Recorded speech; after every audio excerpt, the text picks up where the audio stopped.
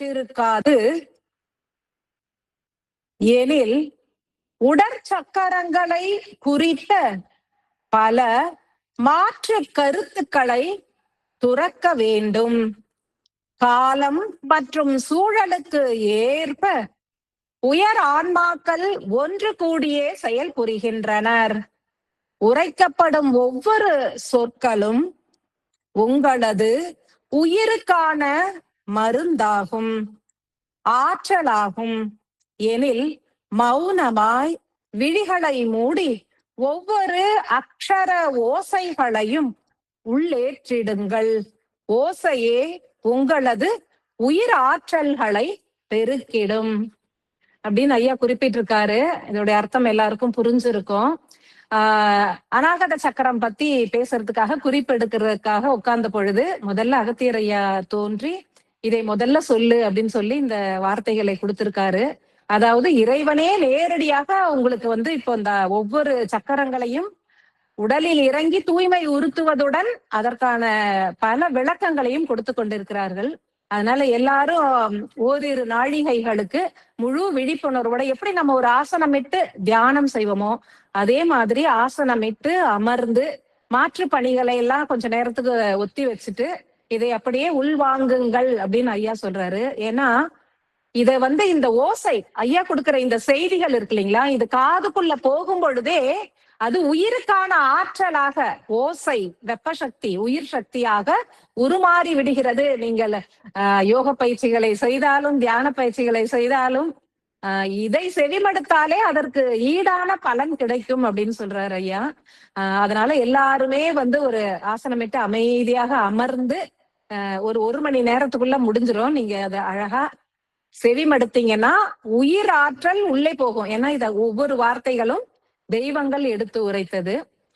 ஐயா முக்கியமா இத சொல்லிட்டு என்ன சொல்லியிருக்காரு அப்படின்னாக்கா, மணிப்பூரக சக்கரத்தை பற்றி இந்த ஒரு வாரமாக நாம் அனைவருமே தனுராசன பயிற்சிகளை மேற்கொண்டு தியானங்களையும் ஏற்றிட்டோம். அப்பொழுது நடைபெற்ற அந்த மணிப்பூரக சக்கரத்தினை சீரமைக்கும் அந்த நிகழ்வு எப்படி நிகழ்ந்தது அப்படின்னு ஐயாவே குறிப்பிடுறாரு. ஏன்னா மாமகா நம்ம சத்குரு அகத்தியர் தானே நம்ம மணிப்பூரக சக்கரத்தை தூய்மையுறுத்துறதுக்கு வந்திருந்தார் இல்லையா. அதனால அவரே என்ன நடந்தது அப்படிங்கறத குறிப்பிட்டிருக்காரு. ஐயா பேச ஆரம்பிக்கும் பொழுதே என்ன சொன்னாரு அப்படின்னாக்கா, இத முதல்ல எல்லாரையும் அமைதியா உட்கார்ந்து ஆசனமிட்டு முதுகு தண்டுவடத்தில் நிமிர்த்தி உட்கார்ந்து நான் சொல்றத உள்வாங்க சொல்லு அப்படின்னு சொல்லிட்டு மணிப்பூரக சக்கரம் அது என்ன நடந்தது இந்த ஒரு வாரத்துல அப்படிங்கறத அழகா ஒரு குறிப்பா கொடுத்திருக்காரு. அதற்கு பிறகு எப்படி சொல்லுவாங்க, ஒரு மினிட்ஸ் மீட்டிங்க்கு கொடுப்பாங்களே அந்த மாதிரி கொடுத்திருக்காரு. அடுத்தது அநாகத சக்கரத்தை பற்றி பேசணும். சூரிய பகவானே மிகவும் அற்புதமான ஒரு அருளுரையை கொடுத்திருக்காரு. அது உங்களுக்கு விரைவில் பகிரப்படும். அதுல இருந்துதான் இந்த கருத்துக்கள் எல்லாம் ஐயாவும் சொல்றாரு. அநாகத சக்கரம் பத்தி 5 பாயிண்ட். என்னன்னா அநாகத சக்கரம் என்றால் என்ன, அதை பத்தி சொல்லணும். அடுத்தது ஏன் சூரிய பகவான்னா யாரு, அவர் ஏன் அநாகத சக்கரத்தை தூய்மையுறுத்துவதற்கு நமக்கு உதவுகிறார், 2வது கேள்வி. 3வது என்ன அப்படின்னா சூரிய நமஸ்கார பயிற்சி, அதையே செய்ய சொல்றாங்க. அடுத்தது 4வது அநாகத சக்கரத்தில் உள்ள கழிவுகள் என்னென்ன. அடுத்தது நம்ம இந்த தியான நிலைகளை ஏற்பதன் மூலம் உருவாகக்கூடிய பலன் என்ன. இவ்வளவுதான் முக்கியமான 5 பாயிண்ட். ரொம்ப ரொம்ப ரொம்ப முக்கியமான விஷயம். ஒன்று உங்களுக்கு உள்ள போகும் பொழுதே அது நிறைய உயிர் சக்தியை கொடுக்கும் அப்படின்னு அகத்தியரையா குறிப்பிட்டிருக்காரு. மணிப்பூரக சக்கரம் ஒரு வாரமாக நிகழ்ந்தேறிய அந்த நிகழ்வு குறித்து என்ன நடந்தது, நாம் எல்லோரும் செய்த இந்த பயிற்சி ஒவ்வொருவரையும் அகத்தியரையா எவ்வளவு அழகா உள்ள போய் கண்காணிச்சிருக்காரு அப்படிங்கிறது ரொம்ப தெளிவா தெரியுது. ஐயா கொடுத்த அந்த ஒரு சின்ன அருளுரை அப்படியே நான் படிக்கிறேன், எல்லாரும் நல்லா கேளுங்க. அன்பு ஆன்மாக்களே, மிகவும் சீர்கேடு அடைந்துள்ள உங்களது மணிப்பூரக சக்கரத்தினை யாம் அனைத்து உயராற்றல்களின் துணை கொண்டு சீரமைக்க துவங்கி உள்ளோம். துவக்கமே மிக முக்கியமானது. உங்களது மணிப்பூரக சக்கரத்தினில் அதிக அளவினில் கழிவுகள் தேக்கமுற்றுள்ளதனை கண்ணுற்றோம். சந்திரக்கலை, சூரியக்கலை எனப்படும் இடது வலது சுவாச நாடிகள் மணிப்பூரக சக்கரத்தோடு நின்று விடுகின்றது. இதனை கடந்து சுவாசம் என்பதே பலருக்கும் மூலாதாரம் வரை சீராக பயணிக்கவில்லை. குருதியின் ஓட்டம், சுவாசத்தின் ஓட்டம் இவற்றை சீரமைக்க யாம் அஸ்வினி குமாரர்களின் உதவியினையே நாடி உள்ளோம். அவ்விரு தேவகுமாரர்களும் உங்களது தேகத்தினில் உள்ளிறங்கி சுவாச நாடிகளாகவே மலர்ந்து இடகளை பிங்களை எனும் பிரம்ம நாடி மற்றும் விஷ்ணு நாடியினை சீரமைக்க உதவினர். பலரால் தனுராசனத்தினை முழுமையாக ஏற்கவும் இயலவில்லை. பலரும் கரங்களும் கால்களும் பிணைப்புற இயலாது நிலைத்தனர். அவ்விதம் பிணைத்தாலும் தனுர் போன்று உடலினை வளைக்க பலரால் இயலவில்லை. எனில் எமது பணி என்பது அஸ்வினி குமாரர்களின் துணை கொண்டு தொடர் செயலாய் நிகழ்ந்தேறிடும். இயன்றவரை காலம் தப்பாது முழு முயற்சி மேற்கொண்ட அன்பு ஆன்மாக்களுக்கு ஓர் சத்தியத்தினை வெளிப்படுத்துகின்றோம். 49 தின சாதனைகளை கடந்து உதிக்கின்ற காலங்களில் தொடர் செயலாய் இயன்ற தருணங்களிலெல்லாம் தனுராசன பயிற்சியினை தவறாது ஏற்கும் அன்பு மானுட ஆன்மாக்களின் தேகத்தினில் அணுப்பிளவு சீராய் நிகழும்.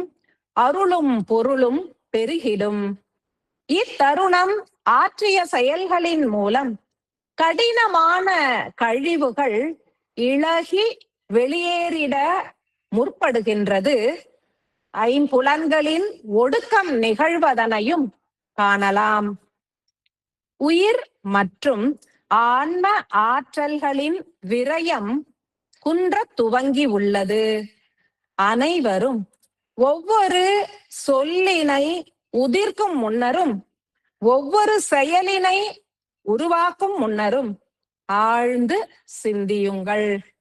இச்சூழலுக்கு இவை பயனளிக்குமா என்று சிந்தியுங்கள். பயனற்ற சொல்லும் செயலும் உயிர் ஆற்றலை சேமிக்க உதவிடாது. மௌன மொழியும் ஆழ்ந்த தியானமும் உயிராற்றலை சேமிக்கும்.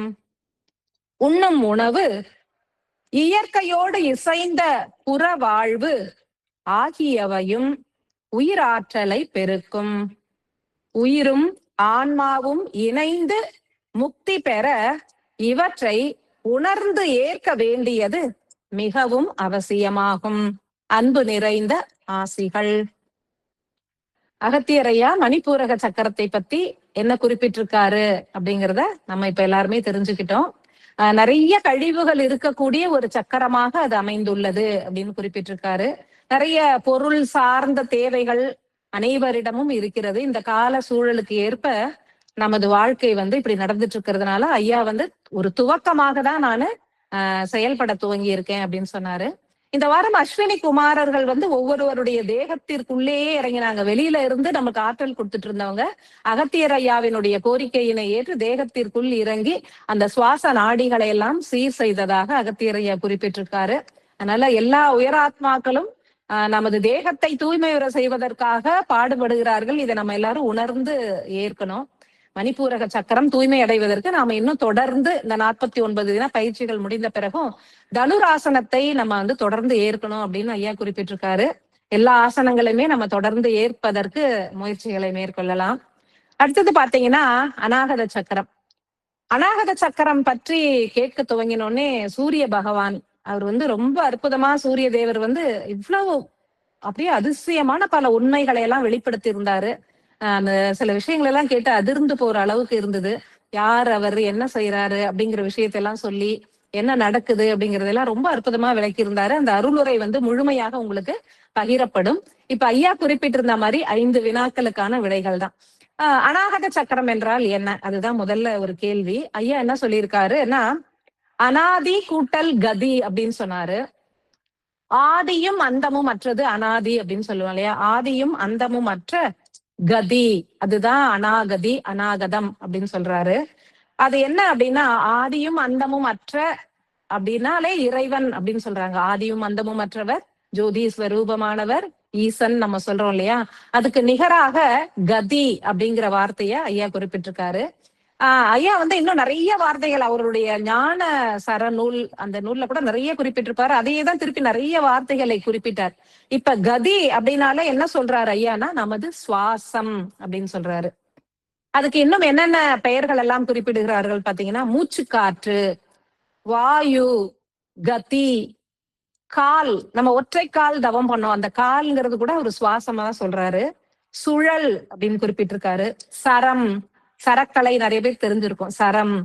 அப்புறம் மனம், உயிர் சக்தி, ஆன்ம சக்தி, இப்படி பலவாக கூறப்படுவது நமது மனமாகிய சுவாசமாகிய அந்த கதி ஆகிய அற்புதமான அந்த ஆற்றல் அப்படிங்கறத ஐயா குறிப்பிட்டிருக்கார்.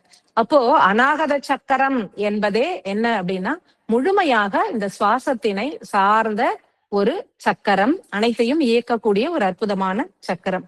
இதுல ரெண்டு முக்கியமான விஷயத்தை வந்து ஐயா குறிப்பிட்டிருக்காரு. எல்லாருக்கும் தெரிஞ்சதுதான், நமக்கு வந்து இருதயம் அப்படிங்கிற உறுப்பும் நுரையீரல் அப்படிங்கிற உறுப்பும் அநாகத சக்கரத்தை சார்ந்து இயங்குவதாக ஐயா குறிப்பிட்டிருக்காரு. இந்த இருதயம் என்ன செய்யுது அப்படின்னா, குருதியை தூய்மையுறுத்தி உடல் முழுவதும் பரவ செய்கிறது. நுரையீரல் சுவாசத்தினை சீரமைக்கிறது. நாடி நரம்புகள் அப்படின்னு நம்ம சொல்லுவோம். இந்த ஆற்றல்கள் வந்து முழுமையாக அதிலே பரவி செயல்புரிகிறது. மேலும் என்ன சொல்லியிருக்காரு அப்படின்னா, சூரிய தேவர் கொடுத்திருக்கிற அந்த அற்புதமான அருள் உரையில, உடற்குருதியினை தூய்மையுறுத்தி நோய் எதிர்ப்பு சக்திகளை பெருக்குவதுடன் மனம் சார்ந்த சுவாசம் சார்ந்த இயக்கத்தினையும் தூய்மை உறுத்தக்கூடியது அநாகத சக்கரம் அப்படின்னு சொல்லியிருக்காரு. குருதியை தூய்மை உறுத்துவதோடு சுவாசத்தினையும் தூய்மை உறுத்தக்கூடியது அநாகத சக்கரம் அப்படிங்கறது ரொம்ப தெளிவா குறிப்பிட்டிருக்காரு. அநாகத சக்கரம் வந்து வாயு மூலக்கூறுகளை ஏற்கக்கூடியது. நம்ம முன்னாடியே பார்த்தோம், மூலாதாரம் வந்து நில மூலக்கூறுகளை ஏற்கக்கூடியது, சுவாதிஷ்டானம் நீர் மூலக்கூறுகளை ஏற்கக்கூடியது, மணிப்பூரகம் வந்து பாதி சக்கரங்கள் நீர் மூலக்கூறுகளையும் பாதி வாயு மூலக்கூறுகளையும் ஏற்கக்கூடியது. அநாகத சக்கரம் முழுமையாக வாயு மூலக்கூறுகளை அதிக அளவில் தனது உணவாக ஏற்கக்கூடியது அப்படின்னு அவர் வந்து குறிப்பிட்டிருக்காரு.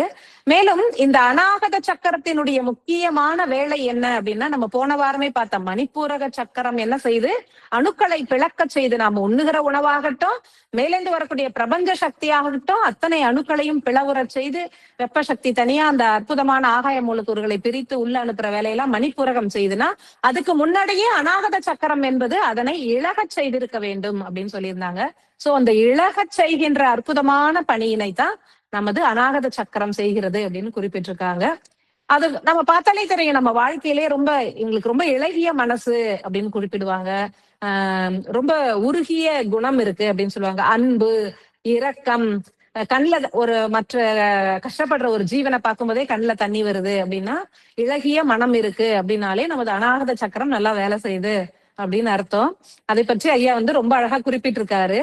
அப்புறம் ரொம்ப இன்னொரு முக்கியமான விஷயம் என்ன அப்படின்னு சொல்லி பாத்தீங்கன்னா, கீழ் சக்கரங்கள் மூன்றையும் மேல் சக்கரங்கள் மூன்றையும் இணைக்கக்கூடிய மத்திய சக்கரம் அப்படின்னு சொல்றாங்க. அந்த சென்டர் பார்ட் அப்படின்னு சொல்றாரு அநாகத சக்கரத்தை. எல்லாத்தையும் இணைத்து பிணைக்கக்கூடியது. மேல பாத்தீங்கன்னா சகசிராரா, ஆக்ஞை, விஷுப்தி, இதனுடைய கலர்ஸ் கூட ஊதா நிறம், கரு நீலம், நீலம் எல்லாம் ஒரே மாதிரியான கலரா இருக்கு. அதே மாதிரி கீழே பாத்தீங்கன்னா மணிப்பூரகம் வந்து மஞ்சள் கலர், அதுக்கப்புறம் காவி நிறம் ஐயா சொல்றாரு ஆரஞ்சு, அப்புறம் ரெட், அது எல்லாமே ஒரு வகை கலரா இருக்கு. ஆனா நடுவுல மட்டும் பச்சை கலர், அந்த கிரீன் கலர் அப்படிங்கிறது தனித்துவம் வாய்ந்ததாக இருக்கிறது. அந்த இதை மூன்றையும் ஒரு விழிகளாக ஐயா குறிப்பிடார். ஒரு கண், நமக்கு இருக்கக்கூடிய இடது கண், வலது கண் அப்படின்னு சொல்லி பாத்தீங்கன்னா, மேலேந்து இப்படி இருக்கக்கூடியது வந்து ஒரு கண்ணு, விஷுப்தி, ஆக்ஞை, சகசிராரா சேர்ந்தது. அதே மாதிரி கீழே இருக்கக்கூடியது ஒரு விழி. ரெண்டு விழியையும் சேர்க்கக்கூடிய இந்த விழி மத்தி, புருவ மத்தி, விழி மத்தி அப்படின்னு சொல்லக்கூடியது ரொம்ப முக்கியமானது இல்லையா? அததான் நம்மளுடைய அநாகத சக்கரம். எப்படி சிரசுல இருக்கும் அதே மாதிரி தேகத்திலயும் இருக்கு. இந்த அநாகத சக்கரம் தான் எல்லாத்தையும் இணைக்கக்கூடியது அப்படின்னு சொல்றாரு. இன்னொன்னு என்ன சொல்லியிருக்காரு அப்படின்னா, கீழ் சக்கரம் சொல்லக்கூடிய மூலாதாரம், சுவாதிஷ்டானம், மணிப்பூரகமே அறிவு சார்ந்தது, புற வாழ்வினை சார்ந்தது. தேவைகள், ஆசைகள் எல்லாமே நமக்கு வாழ்க்கையில நிறைவேறக்கூடிய அத்தனை ஆற்றல்களையும் அந்த 3 சக்கரங்கள் தான் ஏற்று நிகழ்த்துகிறது அப்படின்னு குறிப்பிட்டிருக்காரு. அதே மாதிரி விஷுப்திய ஆக்ஞை சகசிராரா மேல் சக்கரங்கள் 3ம் உணர்வு நிலையை சார்ந்தது, அக வாழ்வினை சார்ந்தது, இறை சக்தி அப்படின்னு சொல்லக்கூடிய அந்த ஆற்றலை உடையது அப்படின்னு சொல்றாரு. இப்ப அநாகத சக்கரத்தினுடைய முக்கியமான பணி அப்படின்னா என்னன்னு பாத்தீங்கன்னா, கீழ் சக்கரத்தினை தூய்மையுறுத்தி அவற்றிற்கு தேவையான ஆற்றல்களை எல்லாம் கொடுத்து அவற்றை நிறைவு செய்து அதிலிருந்து பற்றுகளை எல்லாம் புறவாழ்வில் இருக்கக்கூடிய பற்றுகளில் இருந்து எல்லாரையும் விடுதலை செய்து மெல்ல மெல்ல மேல் நோக்கி ஏற்றுவதுதான் அநாகத சக்கரத்தினுடைய முக்கியமான பணி அப்படின்ட்டு ஐயா குறிப்பிட்டிருக்காரு சூரிய தேவர். ஏன் அப்படின்னா நம்ம வாழ்க்கையில ஒரு குறிப்பிட்ட வயது வரைக்கும் நம்ம எல்லா பணிகளையும் நம்ம கடமைகள் இருக்கு இல்லையா, எல்லாரும் இல்லறத்துல இருக்கவங்க குழந்தைகளை கவனிக்கணும், எல்லாரும் படிச்சு அந்தந்த பொருள் வசதி எல்லாருக்கும் கொடுத்து நம்ம அவங்களுக்கு வாழ்க்கைக்கு தேவையான கொடுக்கக்கூடிய நிலையில தான் நம்ம எல்லாருமே இருக்கோம். அதனால அந்த கீழ் சக்கரத்தினுடைய தேவைகள் எல்லாம் விரைந்து நிறைவேறி அதற்கு பிறகு மெல்ல மெல்ல எல்லாருமே மேல் நோக்கி விரைந்து வரணும் அப்படிங்கிறதுக்காக தான் அநாகத சக்கரத்தை தூய்மையுறுத்தி கீழே அப்படியே புல் பண்றாங்க, இழுத்து எல்லாரையும் மேல விடுறதுக்கு தான் சூரிய பகவான் நமக்கு ஆற்றலை கொடுத்து அநாகத சக்கரத்தை தூய்மையுறுத்துவதாக குறிப்பிட்டிருக்காரு. இந்த அநாகத சக்கரத்தை பத்தி இன்னும் நிறைய நிறைய விஷயங்கள், சின்ன சின்ன விஷயங்கள் எல்லாம் நிறைய குறிப்பிட்டிருக்காங்க. அந்த அருளுரையில நீங்க கேட்டீங்கனாலே அதெல்லாம் தெரியும். அடுத்தது என்ன அப்படின்னு பாத்தீங்கன்னா, ஏன் சூரிய தேவர் இதை தூய்மையுறுத்த வருகிறார்? சூரிய தேவர்னா யார்? அதை கேட்டு ரொம்ப நெகிழ்ந்து போன ஒரு விஷயம். சூரிய பகவான் அப்படின்னா நம்ம நினைச்சிட்டு இருக்கோம் அவர் ஒரு தேவர், அவ்வளவுதான் தெரியும். அந்த சூரிய தேவர் அப்படின்னு சொல்றத பத்தி அவர் ஒரு குறிப்பு கொடுத்திருக்காரு. 7 மானுட ஆன்மாக்கள், 7 மானுட ஆன்மாக்கள் மேல் நிலைகளை அடைந்து தேவர் பதவியை அடைந்து ஒன்றிணைந்தால் உருவாகக்கூடியவர் தான் சூரிய பகவான் அப்படின்னு சொல்லக்கூடிய ஒரு தேவராம். அந்த ஒரு தேவர்னு சொல்லக்கூடிய அவருடைய ஆற்றல் ஆன்மாவிற்குள் 7 ஆன்மாக்கள் அடக்கம் அப்படின்னு சொல்றாங்க. 7 குதிரைகள் பூட்டி இருக்கு, 7 கலர் சொல்றோம், 7 ஓசை சொல்றோம். அவர் என்ன சொல்றாரு, 7 ஆன்மாக்களை உள்ளடக்கிய ஒற்றை ஆன்மா சூரிய தேவர் அப்படின்னு அவரே குறிப்பிடுறாரு. எப்படி அவருடைய அந்த சூரிய தேவர்ன்ற பதவியை யார் வேணா அடையலாம், நீங்களும் நானும் கூட முயற்சி பண்ணா அடையலாம் அப்படின்னு சொல்றாரு. எப்படி அப்படின்னாக்கா, ஒரு மனிதன் 7 பிறவிகளில் தொடர் செயலாக அக்னி வளர்த்து தெய்வங்களுக்கும் சூரிய தேவருக்கும் ஆகுருதிகளை வழங்கி என்ன செய்திருக்கணுமா, 7 லட்சம் மானுட ஆன்மாக்களுக்கு விடுதலை வழங்கி இருக்க வேண்டும், முக்தி வழங்கி இருக்க வேண்டுமா. அப்புறம் 7 லட்சம் ஆச்சா, அப்புறம் 70,000 விலங்குகளுக்கு முக்தி வழங்கி இருக்கணும், 7,000 பறவைகளுக்கு முக்தி வழங்கி இருக்கணும், 700 தாவரங்களுக்கு முக்தி வழங்கி இருக்கணும், 70 புழுப்பூச்சிகளுக்கு முக்தி வழங்கி இருக்கணும், 7 ஜட பொருள்களுக்கு முக்தி வழங்கி இருக்கணும். அப்படி இருந்தாதான், அதுவும் 7 பிறவிகளாக தொடர்ந்து இந்த செயலை செய்தால்தான் அவர் தேவர், சூரிய தேவர் அப்படிங்கிற அந்த போஸ்டிங்கே போக முடியுமா. இது எப்படி சாத்தியம் அப்படின்னு நினைக்கிறது உண்டு இல்லையா, நமக்கு உடனே தோணும், எப்படி 7 லட்சம் ஆன்மாக்களை ஒரு மனிதரால எப்படி விடுவிக்க முடியும் அப்படின்னா, அவர் என்ன சொல்றாரு, நிறைய யாகங்கள் செய்து ஹோமங்கள்லாம் வளர்த்து தெய்வங்களுக்கெல்லாம் நம்ம அந்த காலத்துல எல்லாம் ரிஷிகளுடைய வேலையே அப்படிதான் இருந்தது. எல்லாரும் நிறைய பேர் இந்த மாதிரி அக்னி வளர்த்து ஹோமங்கள் செய்து தெய்வங்களுக்கு ஆகிருதிகளை வழங்கி தேவர்களுக்கு ஆகிருதிகளை வழங்கும் போது சூரிய தேவர்கிட்ட ஆகிருதிகள் வழங்கும் பொழுது அவங்க ஒரு மந்திரம் சொல்லுவாங்களாம் கடைசியில. அது என்னன்னு கூட குறிப்பிட்டிருக்காரு அந்த அருளுரையில.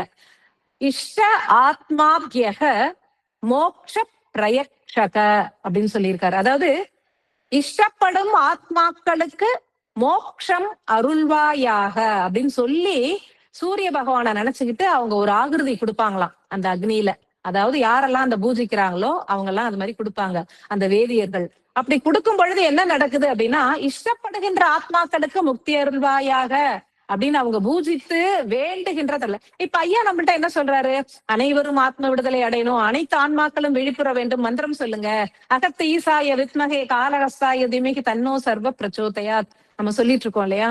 அதே மாதிரிதான் அந்த காலத்துல அக்னியில ஆகுருதிகளை கொடுக்கும் பொழுது இஷ்டப்படுகின்ற ஆன்மாக்களுக்கு முக்தி வழங்குவாயாக அப்படின்னு சொல்லி அவங்க அக்னியில ஆகுருதிகளை இடும் பொழுது என்ன நடக்குது அப்படின்னா, சூழ்ந்திருக்கும் ஆன்மாக்கள், அதாவது அந்த யாகத்துல பாத்துட்டு இருக்கவங்களா இருக்கலாம் அல்லது அந்த ஏரியாவுல வசிக்கிறவங்களா இருக்கலாம், அவங்களுக்கு எல்லாம் யாருக்கு இஷ்டம் இருக்கிறதோ, அதாவது யாரெல்லாம் எனக்கு முக்தி வேணும், இறைவனை அடையணும்னு நினைக்கிறாங்களோ அவங்களுடைய ஆன்மாக்கள் சூரிய பகவானின் ஆன்மாவோடு அந்த ஒளிப்பாலத்தோடு இணைந்து விடுகிறது. இதே மாதிரி ஒவ்வொரு ஏரியாவா போய் போய் அவங்க நிறைய யாகங்கள் செய்ய செய்ய அங்க இருக்கக்கூடிய ஆன்மாக்கள்ல யாரெல்லாம் விருப்பப்படுறாங்களோ அவங்க எல்லாம் மோட்சத்துக்கு காத்திருக்காங்களோ அவங்க ஆன்மாக்கள் அவங்களை அறியாமலே சூரிய பகவானோடு இணைக்கப்பட்டு சூரியனின் மத்தியில் இருக்கக்கூடிய பரமாத்மாவோடு அவங்களுடைய வாழ்நாளின் இறுதியில் இணைக்கப்படுகிறது அப்படின்னு சொல்றாங்க. அதே மாதிரி அந்த அவங்க பூஜை நடத்துகிற பகுதிகளில் வாழ்கின்ற விலங்கினங்கள், ஆடு மாடு எந்த மாதிரி விலங்கினங்கள் இருந்தாலும் அவையும் இந்த ஒளிவட்டத்துக்குள் இணையும் பொழுது, இந்த ஆறான்னு சொல்லக்கூடிய அந்த இடத்துக்குள்ள அவங்க இணையும் பொழுது அந்த பகுதியில வசிக்கிற அந்த எல்லா அனிமல்ஸுக்குமே இந்த மோட்சம் என்பது கிடைக்கிறதா. அதே மாதிரி பறவைகள், அதே மாதிரி தாவரங்கள், சின்ன புழு பூச்சிகள், ஜடப்பொருட்கள்ன்றாங்க. அங்க வைக்கக்கூடிய ஒரு செங்கல், மண்ணு, கல்லு அப்படின்னு சொல்றோம் இல்லையா, அது கூட இந்த ஆற்றலை பெற்று முக்தி பெறும் அப்படின்னு சொல்றாரு. இதே மாதிரி ஒரு மனிதன் 7 பிறவிகளாக தொடர்ந்து செய்து கொண்டே வந்தால் அவன் தேவர் பதவியை அடைவான். அப்போ தேவர்ல 7 ஆன்மாக்கள் ஒன்று கூடி தேவரா இருக்காங்க இல்லையா. ஒரு ஆன்மா புதிதாக தேவர் பதவியை அடையுது அப்படின்னா அங்கிருந்து முன்னாடி முதன்மையாக வந்த ஒரு ஆன்மா விடுதலை அடைந்து இன்னும் மேல்நிலைகளுக்கு செல்லும் அப்படின்னு குறிப்பிட்டிருக்காரு. நம்ம எல்லாரும் படிச்சிருப்போம், மாபலி சக்கரவர்த்தி அந்த அஸ்வமேத யாகம் செய்தாரு அப்படின்னு. 100 அஸ்வமேத யாகத்தை யார் செய்கிறார்களோ அவர்கள் இந்திரன் பதவியை அடைவார்கள் அப்படின்னு சொல்றாங்க. 100வது அஸ்வமேத யாகத்தை அவர் செய்து கொண்டு இருக்கும் பொழுதுதான் இந்திரன் மகாவிஷ்ணு கிட்ட இன்னும் என்னுடைய பதவி காலமே முடியல, அதுக்குள்ள இவர் என்னுடைய பதவிக்கு வந்துட்டா என் நிலை என்ன ஆகுறது அப்படின்னு சொல்லும் பொழுதுதான் கிருஷ்ண பரமாத்மா இந்த வாமன அவதாரத்தை எடுத்து 3 அடி மண்ணு கேட்டு என்ன செய்யறாரு, அவரை பூமிக்கு அடியில புதைச்சு வைக்கிறாரு. அதாவது இன்னும் கூட சொல்லுவாங்க இல்லையா, மாபலி சக்கரவர்த்தி இந்த திரு ஓணம் பண்டிகை அன்னைக்கு வராரு அப்படின்னு. அதாவது அவரை காத்திருக்க வைக்கிறாங்க அந்த பாதாள லோகத்துல. அவர் இந்த 4 யுகங்கள் முடிந்து அடுத்த 4 யுகங்கள் பிறந்து அது முழுமை அடையும் பொழுது இந்திரதேவர் மேல்நிலை அடையும் பொழுது இந்த மாபலி சக்கரவர்த்தி இந்திரதேவர் பதவியை அடைவார் அப்படின்னு குறிப்பிட்டிருக்காங்க. அதே மாதிரிதான் இதையும் சொல்லும் பொழுது ரொம்ப ஆச்சரியமா இருந்தது. இவ்வளவு சக்தி வாய்ந்த சூரிய தேவர் நமது அநாகத சக்கரத்தை தூய்மையுறுத்த நமக்குள்ளே பயணித்து பணிகளை செய்ய போறாரு. நம்ம எல்லாரும் பணிவோடும் பக்தியோடும் அதை ஏற்க வேண்டும். ஏன் சூரிய நமஸ்கார பயிற்சியை கொடுக்குறாங்க அப்படின்னு சொல்லி கேட்கும் பொழுது சூரிய பகவான் சொல்றாரு, இந்த சூரிய நமஸ்கார பயிற்சியில 7 சக்கரங்களுக்கும் உரித்தான பயிற்சிகளும் அடக்கம் அப்படின்னு சொல்றாரு. அதாவது நம்ம தோப்பு கரணம் போட்டோம், ஒற்றை கால்ல நின்னோம், தனுராசனம் பண்ணோம், இது எல்லாமே இதற்குள்ள அடக்கம். கீழே இருக்கக்கூடிய மூலாதார சக்கரம், சுவாதிஷ்டானம், மணிப்பூரகம் அனைத்தையும் தூய்மையுறுத்தக்கூடிய சக்தி இந்த அநாகத சக்கரத்திற்காக நாம் மேற்கொள்ளக்கூடிய இந்த சூரிய நமஸ்கார பயிற்சியில் உண்டு அப்படிங்கிறாரு. அதனாலதான் இன்னும் தொடர் செயலாக சீரமைப்பு நடந்து கொண்டே இருக்கிறது. இப்பொழுதுதான் துவங்கி இருக்கிறதாக அகத்தியர் ஐயா குறிப்பிடுறாரு. அது கூட சொல்றாரு, ஒரு சீம்பால் அது மாதிரி நமக்கு இப்போ அவங்க கொடுக்கறது எல்லாமே சீம்பால் மாதிரி.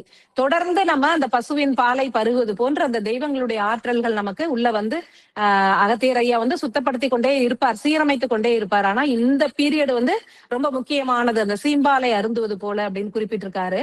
அதனால இந்த சூரிய நமஸ்கார பயிற்சி மேல இருந்து சகசிரார ஆக்ஞ விசுத்தியிலிருந்து அனைத்து சக்கரங்களுக்கும் உரித்தான பயிற்சி. இந்த ஒரே பயிற்சியிலேயே அனைத்து சக்கரங்களுமே தூய்மை உறப்படும், அதுவே போறோம் அப்படின்ற மாதிரி ரொம்ப அற்புதமா குறிப்பிட்டிருக்காரு. அதனாலதான் இந்த சூரிய நமஸ்கார பயிற்சியை நமக்கெல்லாம் செய்ய சொல்லியிருக்காரு.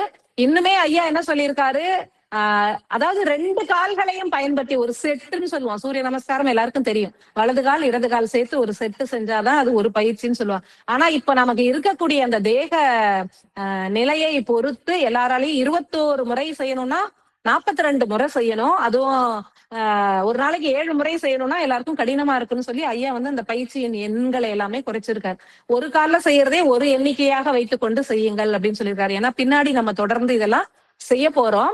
அதனால எவ்வளவு ஒரு இளகிய மனதோடு இரக்க குணத்தோடு நம்ம கருணை வாய்ந்த அகத்தியர் ஐயாவும் மற்ற தெய்வங்களையும் நம்ம எல்லாம் எப்படி வழி நடத்துறாங்க அப்படிங்கறத நம்ம உணர்ந்துக்கணும். கண்டிப்பா உணர வேண்டிய காலம்தான் இது. அதனாலதான் நமக்கு இந்த சூரிய நமஸ்கார பயிற்சியை ஐயா கொடுத்திருக்காங்க. அடுத்தது 4வது கேள்விக்கான பதில் எப்பொழுது கொடுக்குற மாதிரி ஒரு அட்டவணை கொடுக்கிறாரு. சூரிய பகவானே அட்டவணை கொடுத்திருக்காரு. அநாகத சக்கரத்தில் உருவாகக்கூடிய கழிவுகள் என்னென்ன அப்படிங்கறத பத்தி ரொம்ப அழகா குறிப்பிட்டிருக்காங்க. கழிவுகள் மற்றும் நம்ம சக்கர தியானங்களை மேற்கொள்ளும் பொழுது, பயிற்சிகளை மேற்கொள்ளும் பொழுது உருவாகும் பலன் என்ன? 5வது கேள்விக்குமான விடை இதிலே இருக்கு. ஃபர்ஸ்ட் நில தேகம் நம்ம எப்பொழுதும் பார்க்கக்கூடியது மாதிரி அநாகத சக்கரம், நில தேகத்தில் உள்ள அநாகத சக்கரத்தில் எந்த மாதிரியான கழிவுகள் தேக்கம் அடையும் அப்படின்னு பாத்தீங்கன்னா, நாம் உருவாக்கும் அன்பற்ற எண்ணம், சொல், செயல், பிறரை துன்புறுத்திய பதிவுகள். அதாவது அன்பற்ற நிலையிலே நம்ம பல பேரை பயங்கரமா திட்டிருப்போம், ரொம்ப கோபமா பேசியிருப்போம். அதே மாதிரி எண்ணத்தினாலேயே நினைச்சிருப்போம், பயங்கரமா நம்ம உள் மூலையிலே வச்சு அவங்கள ரொம்ப திட்டி இருப்போம். அதே மாதிரி செயல்கள், பிறரை அன்பற்ற நிலையில் நாம பிறரை சில நேரங்களில துன்பப்படுத்தி இருப்போம். இது நம்மளுடைய வாழ்நாள்ல கண்டிப்பா நடந்திருக்கும். அறியாமையின் காரணமாகவும் அறிந்தே கூட சில நேரத்துல செய்திருப்போம், செய்து கொண்டுதான் இருக்கிறோம் அப்படிதான் நினைக்கிறேன். அதனால இந்த கழிவுகள்லாம் எங்க இருக்கும்னா அநாகத சக்கரத்தில் உள்ள, அதாவது நிலதேகத்தில் உள்ள அநாகத சக்கரத்தில் குடிகொண்டு இருக்கும் அப்படின்னு சொல்றாங்க. எல்லாமே சிரசில் குடிகொண்டு இருக்கும். அந்த சிரசுல இருந்து ஒவ்வொரு சக்கரங்களுக்கும் அந்த கழிவுகள் நம்ம அங்கேயே கிளீன் பண்ணலன்னா அடுத்த ஸ்டேஜுக்கு இந்த சக்கரங்கள்ல வந்துதான் அது சேமிப்படையுது அப்படிங்கிறது ஒரு மிகப்பெரிய உண்மை. நம்ம இந்த பயிற்சிகளை, அதாவது சூரிய நமஸ்கார பயிற்சியை முதல் முறையாக முதல் தினம் ஒரு 10 முறை இந்த சூரிய நமஸ்கார பயிற்சியை செய்துட்டு நல்ல ஒரு தியான நிலையும் நாம் ஏற்கும் பொழுது உள்ளே இருக்கக்கூடிய பற்பல பதிவுகள், நம்ம யாரையெல்லாம் துன்புறுத்தி இருக்கோமோ நமக்கு உள்ளே நல்லா தெரியும், நிறையவே தெரியும். இவங்களை அப்படி திட்டோம்ல, இவங்களை இன்னைக்கு அவ்வளவு செயலால துன்பப்படுத்தி இருக்கோம்ல, அந்த எண்ணத்தால இவங்களுக்கு அப்படின்னு நிறையவே நம்மளுக்கு தெரியும். தெரியாதையும் நிறைய பதிவுகள் இருக்கலாம். அதனால நம்ம அதை பத்தி எல்லாம் எதையுமே கவலைப்படாம டோட்டல் சரண்டர், சரணாகதான். ஐயா என்ன பண்ணி வச்சிருக்கணும் எனக்கு தெரியாது, தயவு செய்து மொத்தத்தையும் நீங்க சுத்தம் பண்ணித்தாங்க, என்னுடைய தேகத்தை நீங்க சொல்ற மாதிரி நான் செய்யறேன், பரிபூர்ணமாக நான் சமர்ப்பணம் செய்கிறேன் அப்படின்னு சொல்லிட்டு இந்த பயிற்சிகளை நாம மேற்கொண்டால் பற்பல பதிவு பொருட்கள் இழகி வெளியேறும் அப்படின்னு சொல்றாரு. அப்புறம் தியானம் பண்ண பண்ண பண்ண உருகி உருகி தியானம் பண்ண, ஐயோ இவ்வளவு கஷ்டப்படுத்திட்டமே அப்படின்னு நினைச்சுக்கிட்டு நம்ம தியானம் பண்ணும் பொழுது என்ன ஆகுது, மெல்ல மெல்ல அந்த பிறர் மீது நாம துன்புறுத்தின அந்த நம்ம ஒரு விஷயங்கள்லாம், பதிவுகள்லாம் என்ன ஆகும், வெளியேறுவதோடு அன்பு மலரும். அப்படி மெல்ல மெல்ல அந்த கோபதாபமான பதிவுகள்லாம் மறைந்து அதெல்லாம் அன்பாக பூக்க துவங்கும் அப்படின்னு சொல்லியிருக்காரு. அடுத்தது பாத்தீங்கன்னா நீர் தேகம். நீர் தேகத்துல எந்த மாதிரி கழிவுகள் தேக்கம் அடையும் அப்படின்னு பாத்தீங்கன்னா அப்படியே ஆப்போசிட். இப்ப நாம பிறருக்கு துன்பம் பண்ண மாதிரி பிறரால் நமக்கு உருவாக்கப்பட்ட அன்பற்ற சொல், செயல், இவை எல்லாமே பதிவுகளாக, கழிவுகளாக உள்ள இருக்கும். நெருங்கிய உறவுகள், பிற மனிதர்கள் உருவாக்கிய அன்பற்ற சூழல்கள் ஆழமாய் பதிந்து கழிவுகளாகி அநாகத சக்கரத்தை பாதிக்கும் அப்படின்ட்டு ஐயா சொல்றாரு. பிறர் ரொம்ப கடினமா நம்மள திட்டி இருப்பாங்க, சில செயல்கள்ல நம்மள அன்பற்ற, அன்பு அப்படிங்கறதே சுத்தமா இல்லாம ரொம்ப கடினமா நம்மள கோவிச்சிட்டு இருப்பாங்க, செயல்கள்ல நம்மள அவமானப்படுத்தி இருப்பாங்க. இந்த மாதிரியான சில குறிப்பிட்ட உறவுகளால நிறைய பேருக்கு நிறைய விஷயங்கள் நடந்திருக்கும். இது இயற்கையான ஒரு நிலைதான். அது நம்மளுடைய கர்மா அப்படின்னு ஏத்துக்கிட்டு போற மனநிலை நம்மளுக்கு இருந்ததுன்னா அப்பயே அது சரியா இருக்கும். இல்லாம நம்ம எல்லாத்தையும் உள்ள வாங்கி வாங்கி உள்ள போடுறதுனால சிரசுல இருந்து வழிஞ்சு அநாகத சக்கரம் வரைக்கும் போய் அது தேக்கம் அடையுது அப்படின்றாங்க. இதேதான் மறுபடியும் நாம இந்த தியான நிலைகளை ஏற்று பயிற்சி, சூரிய நமஸ்கார பயிற்சியை 2வது நாள் நீர் தேகத்துக்கு 14 முறை குறிப்பிட்டிருக்காங்களே, அந்த பயிற்சிகளை மீண்டும் ஏற்கும் பொழுது எல்லா பதிவுகளும் மெல்ல மெல்ல இழகி கரைய துவங்கும், அன்பானது மலர துவங்கும், பிறரை மன்னிக்கும் குணம் உருவாகும். போனா போது, அன்னைக்கு என்ன சூழலோ அவங்க அப்படி பேசிட்டாங்க, அவங்களுக்கு என்ன கஷ்டமோ அப்படி சொல்லிட்டாங்க, போனா போகுது அப்படின்னு விட்டு கொடுக்குற அந்த மனசு நமக்கு உருவாகும். மன்னிக்கும் குணம் அதிகரிக்கும். இந்த பயிற்சிகளை செய்வதன் மூலம் அவங்க கழிவுகளை சூரிய பகவானே நமக்குள்ள இருந்து எடுக்கிறதுனால இது நிகழும் அப்படின்னு குறிப்பிட்டிருக்காங்க. 3வதாக பாத்தீங்கன்னா வாயு தேகம். ரொம்ப ரொம்ப சிறப்பு. கர்ம வினைகளின் பதிவுகள். நம்ம கர்மாஸ் எல்லாம் எங்க போய் உட்கார்ந்துருக்கு அப்படின்னா, இது எல்லாமே கர்மாதான். நாம பிறரை திட்டுறதும் கர்மாதான், பிறர் நம்மளை திட்டி இருக்கிறதும் ஒரு கர்மாதான், அவங்கள பழி வாங்கணும்னு நம்ம கோபமா வச்சுட்டு இருக்கிறதும் கர்மாதான். ஆனா வாயு தேகத்துல எல்லா விதமான, அதாவது பிறர் திட்டினது மட்டும் இல்ல, எத்தனையோ கர்மாஸ் இருக்கு இல்லைங்களா, அத்தனையுமே தேக்கமுறக்கூடிய ஒரு சக்கரமாக அநாகத சக்கரம் வாயு தேகத்தில் உள்ளது அமைந்திருக்கிறது அப்படின்னு சொல்றாங்க. அளவற்ற கர்ம பதிவுகள் தான் இதன் கழிவுகள் அப்படின்னு குறிப்பிட்டிருக்காங்க. ஆற்றுகின்ற ஒவ்வொரு கர்ம பதிவும் சிரசினிலேயே பதியும், பின்னர் அவை அநாகத சக்கரத்திற்கு இடம்பெயரும். இந்த இடத்துல வந்து ஒரு பெரிய பேராகிராஃப் மாதிரி ஐயா கொடுத்திருந்தாரு. இது சுருக்கமா சொல்லியிருக்கேன். அருளுரையில ரொம்ப தெளிவா இருக்கும். இது ரொம்ப ஆச்சரியமான ஒரு விஷயம் என்னன்னா, இந்த கர்ம பதிவுகள்லாம் நம்ம சிரசுல பதியுது. நம்ம நிறைய ஐயா சொல்லியிருக்காங்க, படிச்சிருக்கோம் புக்ல. சிரசுல பதியக்கூடிய இந்த கர்ம பதிவுகள்லாம் என்ன ஆகும் அப்படின்னு சொல்லி கேட்டீங்கன்னா, 6 மாதத்துக்கு ஒரு முறை நம்ம உத்தராயணம், தட்சிணாயனம் அப்படின்னு சொல்றோம் இல்லையா? இந்த சூரியன் தெற்கிலிருந்து வடக்கிற்கும், வடக்கிலிருந்து தெற்கிற்கும் எல்லாம் அசையக்கூடிய அந்த காலம் இருக்கு இல்லையா? அந்த நாட்கள் வந்து என்ன சொல்றாருன்னா, தை 1ஆம் தேதி, ஆடி மாதம் 1ஆம் தேதி அப்படின்னு குறிப்பிடுறாரு.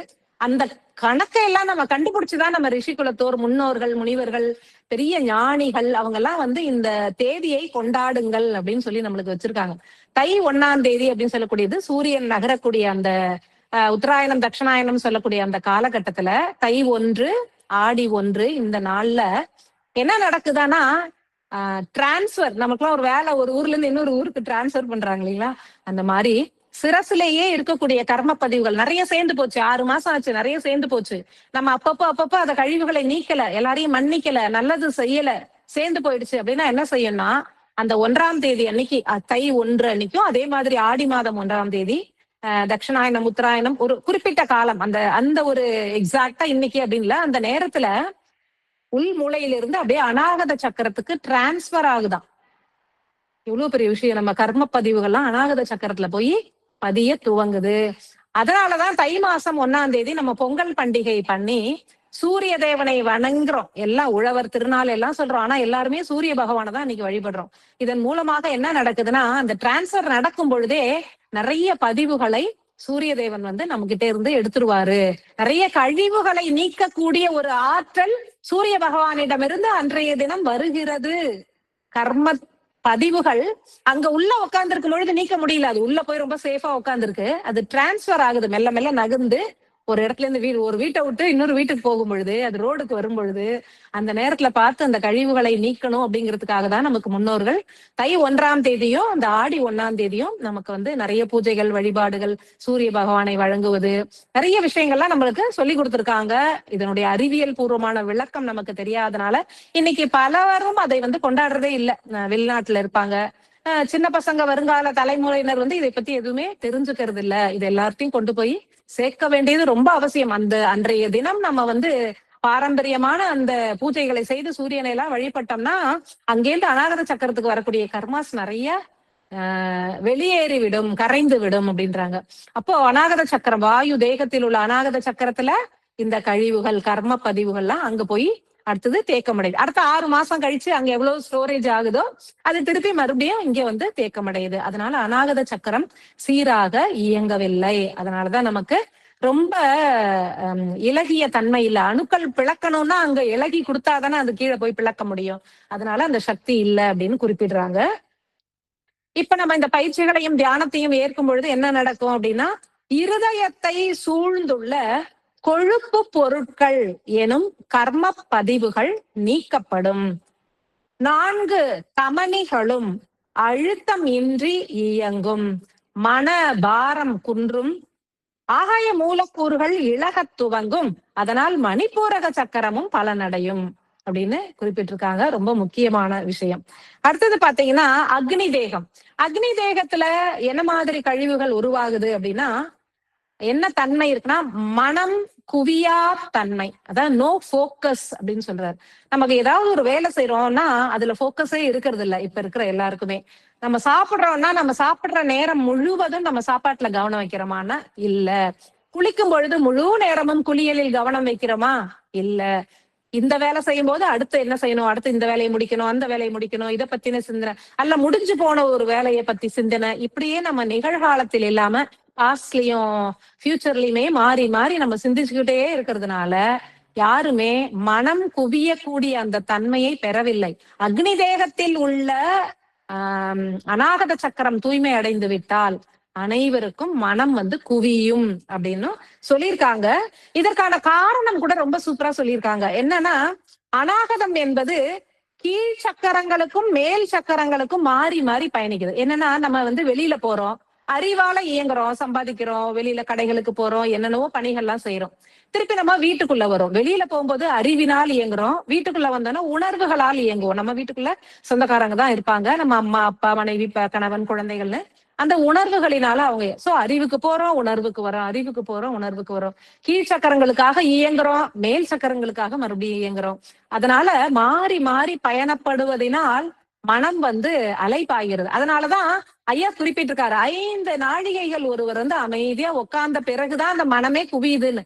ஏன்னா கீழ் சக்கரங்களுக்கு போகாமலேயே மேல் சக்கரத்திலேயே இருக்கும்.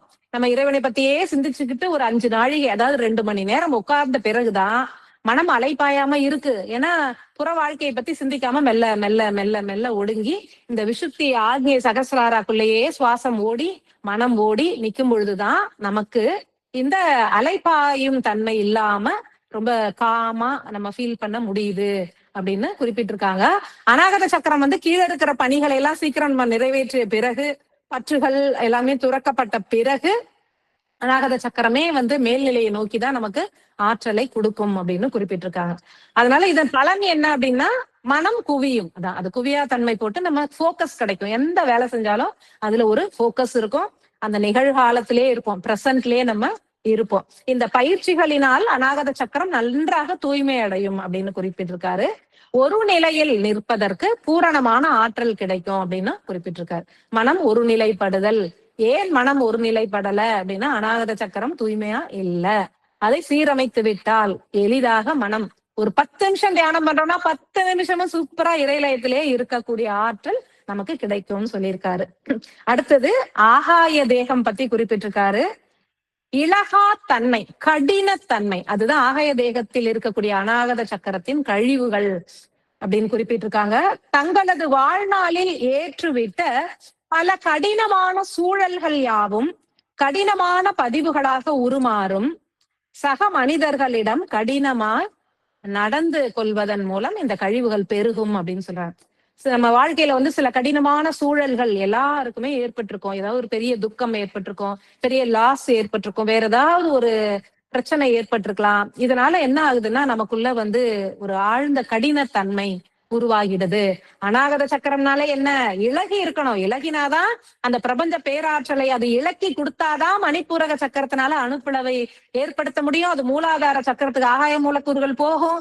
அதுக்கு பின்னாடி அது யூ டர்ன் எடுத்து அந்த உயிர் சக்தி எல்லாம் சகசிராராக்கு போகும். அப்பதான் நமக்கு முக்தியே கிடைக்கும். இங்க இலகவே இல்லைன்னா அவ்வளவுதான், கீழே ப்ராசஸ் ஒண்ணும் நடக்காது. அந்த கடினத்தன்மை ஒவ்வொருவருடைய வாழ்விலையும் ஏதாவது ஒண்ணு ஏற்பட்டிருக்கும். அதனுடைய பதிவுகள் அங்கே ஆகாய தேகத்துல இருக்கும் அப்படின்னு குறிப்பிடுறாங்க.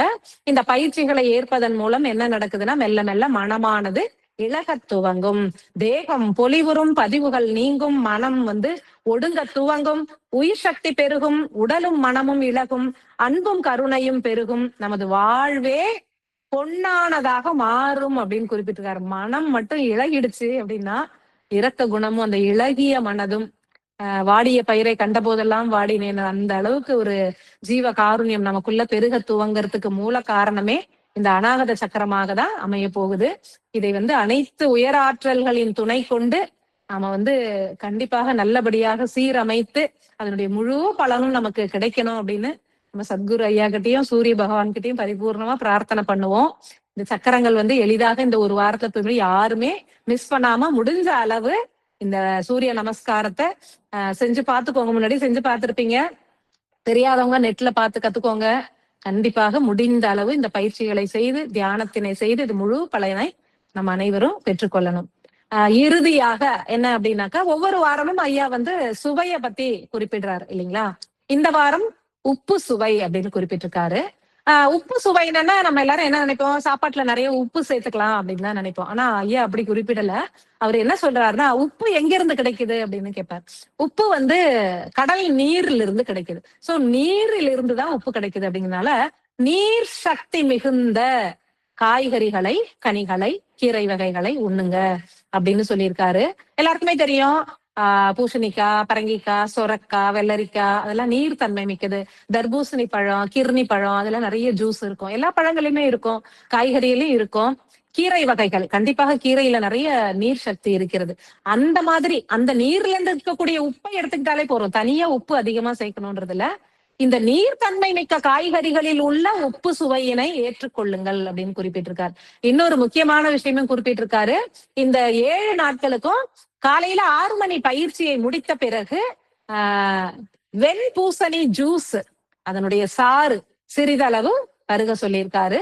ஒரு 50 ml இல்ல 100 ml நீங்க எவ்வளவு வேணாலும் எடுத்துக்கலாம். அது அளவு குறிப்பிடல. உங்களுக்கு எவ்வளவு தேவையோ வெண்பூசணியை சாறு எடுத்து அதுல உங்களுக்கு ஏதாவது மிளகு தூள் ஏதாவது சேர்க்கணும்னாலும் சேர்த்துக்கலாம். அதை பத்தி எல்லாம் ஐயா குறிப்பிடல. ஆனா வெண்பூசணி சாறை அனுதினமும் பருகுங்கள் அப்படின்னு குறிப்பிட்டிருக்காங்க. இந்த 7 நாட்களும் எல்லாருமே வெண்பூசணிக்காய் 6 மணி தியானத்தை முடிச்ச பிறகு 6:45 அதை முடித்த பிறகு இந்த ஜூஸை வந்து குடிக்க சொல்லியிருக்காரு. எல்லாரும் வெண்பூசணி வாங்கி வச்சுக்கோங்க. கடைசியா இன்னொரு முக்கியமான விஷயம் என்ன அப்படின்னாக்கா, சித்ரா பௌர்ணமி வருது இல்லைங்களா? மே 1ஆம் தேதி சித்ரா பௌர்ணமி வருது. நம்ம எல்லாருமே வந்து ஒவ்வொரு ஆண்டும் ஐயா வந்து நமக்கு ஏதாவது ஒரு முக்கியமான ஒரு பயிற்சி, ஒரு தியானம், ஏதாவது ஒரு இதை கண்டிப்பா கொடுப்பாரு. இந்த வருஷம் என்ன சொல்லியிருக்காரு அப்படின்னா, மிகவும் முக்கியமான இந்த 49 நாள் சித்திரை திருவிழா பயிற்சிகள்லாம் நம்ம உடற்சக்கரங்களை சீரமைக்கும் பயிற்சிகள் எல்லாம் நடந்து கொண்டு இருக்கிறதுனால நமக்கு இதுவே ஒரு பெரிய விழா தான். இதுவே வந்து சித்ரா பௌர்ணமி தனியா ஒண்ணும் செய்ய வேண்டாம், இதுவே ஒரு சிறப்பு அப்படின்னு குறிப்பிட்டிருக்காரு. ஆனா அவருடைய சீடர்களாகிய நாம் பெற்ற அந்த பாக்கியத்தை அனைவரும் பெற்றுக்கொள்ளணும் அப்படிங்கிறதுக்காக எல்லாருக்கும், அதாவது உங்களை சூழ்ந்து இருக்கிறவர்கள் யாரெல்லாம் இந்த பயிற்சிகளை செய்யாமல் இருக்கிறார்களோ அவர்களுக்கு எல்லாமே இந்த பயிற்சிகளை, அதாவது இந்த வாரம் 4 வாரமா நடக்குது இல்லையா, இந்த மே 1ஆம் தேதி வரும்போது இந்த அநாகத பயிற்சியும் ஆல்மோஸ்ட் முடிஞ்சிருக்கும். அடுத்த வாரம் வெள்ளிக்கிழமை வருது. சோ அநாகத பயிற்சியும் ஆல்மோஸ்ட் 5 தேகங்களுக்கும் முடிஞ்சிருக்கும். அதனால மூலாதாரம், சுவாதிஷ்டானம், மணிப்பூரகம், அநாகத சக்கரம் இது 4ஐயும் சேர்த்து கம்பைன் பண்ணி ஒரு சின்ன பயிற்சியாக 1 மணி நேரம் 1.5 மணி நேரத்துக்குள்ள முடிகிற மாதிரி எல்லா பயிற்சிகளையும் தொகுத்து யாரெல்லாம் இந்த பயிற்சிகளை இது வரைக்கும் பண்ணாம இருக்காங்களோ, நமக்கு தெரிந்தவர்கள், உறவினர்கள், நண்பர்கள், யார் வேணா இருக்கலாம், இது வரைக்கும் இந்த பயிற்சிகளை பத்தி தெரியாம பண்ணாம இருக்காங்களே அவங்கள வந்து நாம வந்து உட்கார வச்சு இந்த பயிற்சிகளை செய்ய வைக்கணும் அப்படின்னு சொல்லியிருக்காரு. எத்தனை பேரை செய்ய வைக்கிறீங்களோ அவ்வளவு புண்ணியம் உங்களுக்கு அந்த பௌர்ணமி தினத்துல கிடைக்கும்னு சொல்லியிருக்காரு. ஐயா கிட்ட பர்மிஷன் வாங்கி இதை வந்து நம்ம 3 நாட்களாகவே மாத்தி இருக்கோம். பௌர்ணமி அன்னைக்கு, அடுத்த நாள் சனி, ஞாயிறு. மே 1ஆம் தேதி வருது வெள்ளிக்கிழமை பௌர்ணமி, எல்லாருக்கும் லீவா இருக்கலாம். சோ வெள்ளி, சனி, ஞாயிறு 3 நாளுமே டைம் கேட்டு வாங்கியிருக்கோம். எல்லாருமே இந்த பயிற்சிகள் இதெல்லாம் ஆடியோ வீடியோ எல்லாம் உங்களுக்கு அனுப்பப்படும். இந்த பயிற்சிகளை வந்து நீங்க, அதாவது உங்களுடைய ஒரு பயிற்சி நேரத்தை துறந்தாவது மற்றவர்களுக்கு கற்றுக் கொடுங்கள் அப்படின்னு ரொம்ப அழுத்தமா குறிப்பிட்டிருக்காரு. அதனால ஒரு பயிற்சி நேரம் நம்மளுக்கு மிஸ் ஆனாலும் பரவாயில்ல, நம்ம சேர்த்து வச்சு பண்ணிக்கலாம். ஏன்னா வெள்ளிக்கிழமையில முக்காவாசி அந்த தியானம் தான் வரும். காலையில மட்டும்தான் பயிற்சி இருக்கும், அப்புறம் தியானம் வரும். ஒரு பயிற்சியை நம்ம துறந்துட்டாவது நிறைய பேரை சேர்த்து இந்த பயிற்சிகளை அவங்க செய்ய வைக்கணும் அப்படிங்கிறது ஐயாவினுடைய கோரிக்கை. இதை குறித்த எல்லா விளக்கங்களுமே உங்களுக்கு தொடர் செயலாக வந்து வழங்கப்படும். என்ன செய்யணும், எப்படி செய்யணும், அது எல்லாமே உங்களுக்கு வழங்கப்படும். அந்த சித்ரா பௌர்ணமி அன்னைக்கு ஐயா குறிப்பிட்ட அந்த ஒரு செயலை வந்து நம்ம ஒரு நன்றி கடனாக எல்லாருமே செலுத்தலாம். இந்த அநாகத சக்கர பயிற்சிகளையும் எல்லாரும் முடிந்த அளவு ரொம்ப அழகாக, நிதானமாக, உள்முக பிரார்த்தனையோடு அந்த மனம் ஒன்றிய நிலையில இந்த பயிற்சிகளை செய்து அதற்கான முழு பலனையும் பெற்றுக்கொள்வோம். சூரிய பகவான் நமக்கு வந்து முழு ஆற்றல்களையும் பகிரட்டும். அஸ்வினி குமாரர்கள் உள்ள இருந்து நமக்கு உதவுறாங்க. அகத்தியரையா, அனைத்து தெய்வங்களும் நமக்கு உதவுறாங்க. எல்லாருக்கும் ஒரு நன்றி உணர்வோடு இருந்து நம்ம எல்லாவற்றையும் சீராக செய்து முடிந்த அளவு அதனுடைய பலனை ஏற்றுக்கொள்ளலாம். தொடர்ந்து அநாகத சக்கரத்தினுடைய பயிற்சிகளை எல்லாரும் ஏற்கலாம். சத்குரு மகா அகத்தியருக்கு மிகவும் நன்றிகளை தெரிவித்துக் கொள்கிறேன். அனந்த கோடி அன்புகள். மிகவும் அற்புதம் அம்மா. இப்போது திரு தேவராஜா ஐயா அவர்கள் நம்முடன் உரையாடுவார்கள். வணக்கம். இந்த வாரம் வந்து அநாகத சக்கரம் அந்த ஃபர்ஸ்ட் ஸ்லைடை கொஞ்சம் இது பண்ணுங்க. அநாகத சக்கரம் இந்த வாரம் பார்க்குறோம். நம்ம எப்பயுமே எப்படி பண்ணிட்டு இருக்கோம் அப்படின்னா, ஒரு தியரி, அதுக்கப்புறம் ஒரு ப்ராக்டிக்கல்னா அறிவுபூர்வமான சில இன்ஃபர்மேஷன்ஸ், அதை எப்படி நம்ம செயல்படுத்தலாம் அப்படின்னாக்க இந்த ஒரு பதிவு. இந்த வாரம் கொஞ்சம் டைம் கொஞ்சம் அதிகமாக எடுத்துக்கிறேன். ஏன் அப்படின்னா, இது ரொம்ப முக்கியமான சக்கரங்கள். இந்த சக்கரங்கள்ல நடுநிலையான சக்கரம் ரொம்ப வந்து முக்கியமான சக்கரம். அதனால வந்து கொஞ்சம் டைம் எடுத்து ஒரு ஒரு 1/2 அன் ஹவர்க்குள்ள முடிச்சிடறேன். கொஞ்சம் டைம் எடுத்துக்கும். அதுக்காக கொஞ்சம் பிளான் பண்ணிக்கோங்க. அநாதக சக்கரம். நம்ம பிரம்ம முகூர்த்தத்துல எல்லாருமே எந்திரிக்க சொல்லுவாங்க. மெடிடேஷன் பண்றவங்க, ஆன்மீகத்துக்குள்ள வர்றவங்களுக்கு காலையில வந்து ஒரு பிரம்ம முகூர்த்தம். பிரம்ம முகூர்த்தம் அப்படின்றது வந்து 3:30ல இருந்து ஸ்டார்ட் ஆகும். ஸோ அந்த டயத்துல வந்து எல்லாரும் எந்திரிச்சு கொஞ்சம் பயிற்சிகள் பண்ணணும்னு சொல்லுவாங்க. எதுக்காக அது சொல்றாங்க அப்படின்றத வந்து பார்ப்போம். ஒவ்வொரு நாளும் நம்ம உடம்புல வந்து 2,00,000 செல்கள் உற்பத்தி ஆகும். பிறந்த குழந்தையிலிருந்து சாக போற வரைக்கும் எல்லா உடம்புக்கும் இறைவன் வந்து கரெக்டா 2:30 மணிக்கு நம்ம உடம்புல வந்து 2,00,000 அணுக்கள் வந்து உற்பத்தி ஆகும். நம்ம உயிருன்ற ஒரு இது வந்து ஆன்மாட்ட வந்து டெய்லி 2:30 மணிக்கு 2,00,000 செல்களை வாங்கும். அந்த 2,00,000 செல்கள் வாங்கிட்டு எல்லா உடம்புக்கும் எல்லாம் அனுப்பும். இந்த அநாதக சக்கரம் வந்து கரெக்டா 3:30 மணிக்கு ஒரு கெமிக்கலை உற்பத்தி பண்ணும். அந்த கெமிக்கல் அந்த டயத்துல இந்த அநாதக சக்கரம் முழுமையா உற்பத்தி பண்ணாதான், உற்பத்தி பண்ணிடும். அந்த சக்கரத்துல அங்க அழுக்கு இருந்தது அப்படின்னா அது வந்து கலப்படமாயிடும் கொஞ்சம். ஆனா உற்பத்தி ஆகிறது எல்லாத்துக்கும் ஒண்ணுதான், அதுல பாரபட்சம்லாம் இல்லை. எல்லாத்துக்கும் உற்பத்தி ஆகிறது 2,00,000 செல்களும் காமன் தான். இங்க வந்து உற்பத்தி ஆகிற அந்த கெமிக்கலும் எல்லாத்துக்கும் அளவும் ஒண்ணுதான். கரெக்டா 2:30 மணிக்கு வந்து 3:30 மணிக்கு இது வந்து உற்பத்தி ஆகும். இந்த 3:30 மணிக்கு உற்பத்தி ஆகிற அந்த கெமிக்கல் 2 டிவைட் பண்ணி லங்ஸுக்கும் ஹார்ட்டுக்கும் கொடுக்கும். இந்த லங்ஸ் வந்து சிறப்பா செயல்பட்டு ஆக்சிஜனை எடுத்து இந்த பிளட்ல கலந்ததுன்னா, பிளட்ல இருக்க ஆக்சிஜன் லெவலை பொறுத்து தான் பிளட்டோட பியூரிட்டி இருக்கு. அப்ப ஆக்சிஜனை இது எடுக்கணும் பியூரா.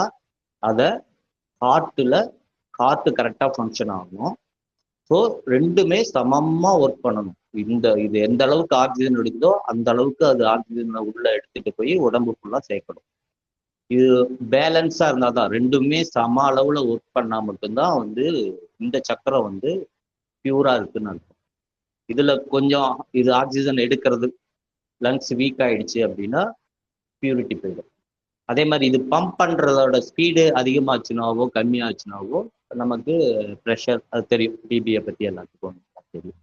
அதனால இந்த ஒரு சக்கரங்கள் வந்து நம்ம பிறந்ததுல இருந்து இயங்கிக்கிட்டே இருக்கணும். இந்த எல்லா சக்கரங்களும் இயங்கும். ஆனா இந்த 2 பார்ட்டும், மற்ற பார்ட் வந்து அந்தந்த டயத்துக்கு ஒர்க் ஆனா போகணும். ஒர்க் பண்ணலைனாலும் பரவாயில்ல. இப்ப கிட்னி ஒன்று ஒர்க் ஆகலைனாலும் பரவாயில்ல, பிரச்சனை இல்லை. லங்ஸ் கொஞ்சம் ஒர்க் ஆகலைனாலும் பரவாயில்ல. இது மாதிரி மற்ற உறுப்புகள் எல்லாமே. இப்ப வந்து மூளையே ஒர்க் பண்ணல, அவன் வந்து ஹோமா போயிட்டான். அப்ப கூட அவன் உயிரோட இருக்கான் அப்படின்னா இது ரெண்டுமே ஒர்க் பண்ணி ஆகும். ஹார்ட்டும் லங்ஸும் ஒர்க் பண்ணி தான் ஆகணும். ஸோ அது இருக்கிற வரைக்கும் அவன் உயிரோட தான் இருப்பான். இப்போ ஒருத்தன் உயிரோட இருக்கணும்னாவே இந்த 2 பார்ட்டுக்கும் ஆற்றல் கொடுக்க வேண்டியது இந்த சக்கரம் வந்து ரொம்ப முக்கியம். ஸோ இது மேல் சக்கரங்களுக்கும் கீழ் சக்கரங்களுக்கும் ஒரு மிடில் இருக்க சக்கரம், ரெண்டையும் கரெக்டா கம்யூனிகேட், மேல இருந்து வர ஆற்றலை கீழ் சக்கரங்களுக்கு கொடுக்கறதுக்கும் இந்த 2 உறுப்புகளையும் ஆக்டிவேட் பண்றதுக்கும் இந்த சக்கரம் ரொம்ப முக்கியம். அதனால வந்து இந்த பயிற்சிக்கு வந்து ஏன் ஐயா வந்து சூரிய நமஸ்காரம் கொடுத்துருக்காரு அப்படின்னு பார்த்தோம்னா, இந்த 2 பார்ட்டுக்கும் சூரிய நமஸ்காரம் கரெக்டா பண்ணிட்டு இருந்தீங்கன்னா 2 பார்ட்டும் சமநிலையா ஆயிடும் அப்படின்றதுக்காக தான் சூரிய நமஸ்காரம் கொடுத்துருக்காங்க. சூரிய நமஸ்காரம் நான் முத கத்துக்க போனப்ப என்னோட குரு எனக்கு சொன்ன ஒரே வார்த்தை, நீ சூரிய நமஸ்காரம் கரெக்டா பண்ணணும் அப்படின்னு நினைச்சேன்னா மினிமம் 3 வருஷம் இதை விடாம ஒரு நாள் கூட மிஸ் பண்ணாம பண்ணினாதான் சூரிய நமஸ்காரம் என்னன்னே புரிஞ்சுக்க முடியும் அப்படின்னு சொன்னார். முதல் அவ்வளோ பவர்ஃபுல்லான ஒரு விஷயம். அதில் ஒவ்வொருத்தரும் நிறையா ஸ்டெப்ஸ் எல்லாம் கொடுத்துருப்பாங்க. இங்கே நம்மளை பொறுத்தவரைக்கும் ஐயா என்ன சொல்கிறாரோ அதைத்தான் நம்ம வந்து பின்பற்றோம். அதே மாதிரி ஒவ்வொரு ஆசனங்கள் பண்ணுறப்பையும் சவாசனத்தில் போயிட்டு தான் நம்ம அடுத்த வேலை பண்ணணும்னு சொல்லியிருப்பாங்க. ஸோ இங்கே அதையும் கேட்டோம், அந்த கொஸ்டின்ஸ் எல்லாம் ஐயாட்ட கேட்டோம். ஐயா வந்து நீங்கள் இந்த ஆசனம், இந்த சூரிய நமஸ்காரம் பண்ணிட்டு இம்மிடியட்டாக மெடிடேஷனில் உட்காருங்கன்னு சொல்லிட்டாரு. சவாசனத்துக்கெல்லாம் போவேன்னா இம்மிடியட்டாக மெடிடேஷனில் உட்காருங்க. அப்போ அந்த சக்கரத்தை நான் க்ளீன் பண்ணக்கூடிய வேலைகளை அப்போ தான் பண்ண முடியும்னு சொல்லியிருக்காரு. அதனால இந்த சூரிய நமஸ்கார் பண்ணிட்டு உடனே, ஏன்னா மற்ற எந்த ஆசனம் பண்ணாலும் சவாசனம் பண்ணணும். நிறைய பேர் வந்து சூரிய நமஸ்காரம் பண்ணால் கண்டிப்பாக வந்து சவாசனம் பண்ணணுன்ற ஒரு கான்செப்டில் இருப்பாங்க. இங்கே ஐயா வந்து தெளிவாக சொல்லிட்டாங்க, நீங்கள் தியானத்தில் தான் உட்காரணும் அப்படின்னு சொல்லிட்டாங்க. சூரிய நமஸ்காரம் மேக்சிமம் எல்லாத்துக்கும் உங்களுக்கு எல்லாத்துக்கும் தெரிஞ்சிருக்கும். தெரியலனாலும் அதை பற்றி கவலைப்படாதீங்க. நாங்கள் ஒரு சின்ன வீடியோ ஒன்று செஞ்சு பண்ணியிருக்கோம். இப்போ உங்களுக்கு அதை ஷேர் பண்ணிடுவாங்க. ஒரு தடவை அதை ஷேர் பண்ணுங்க.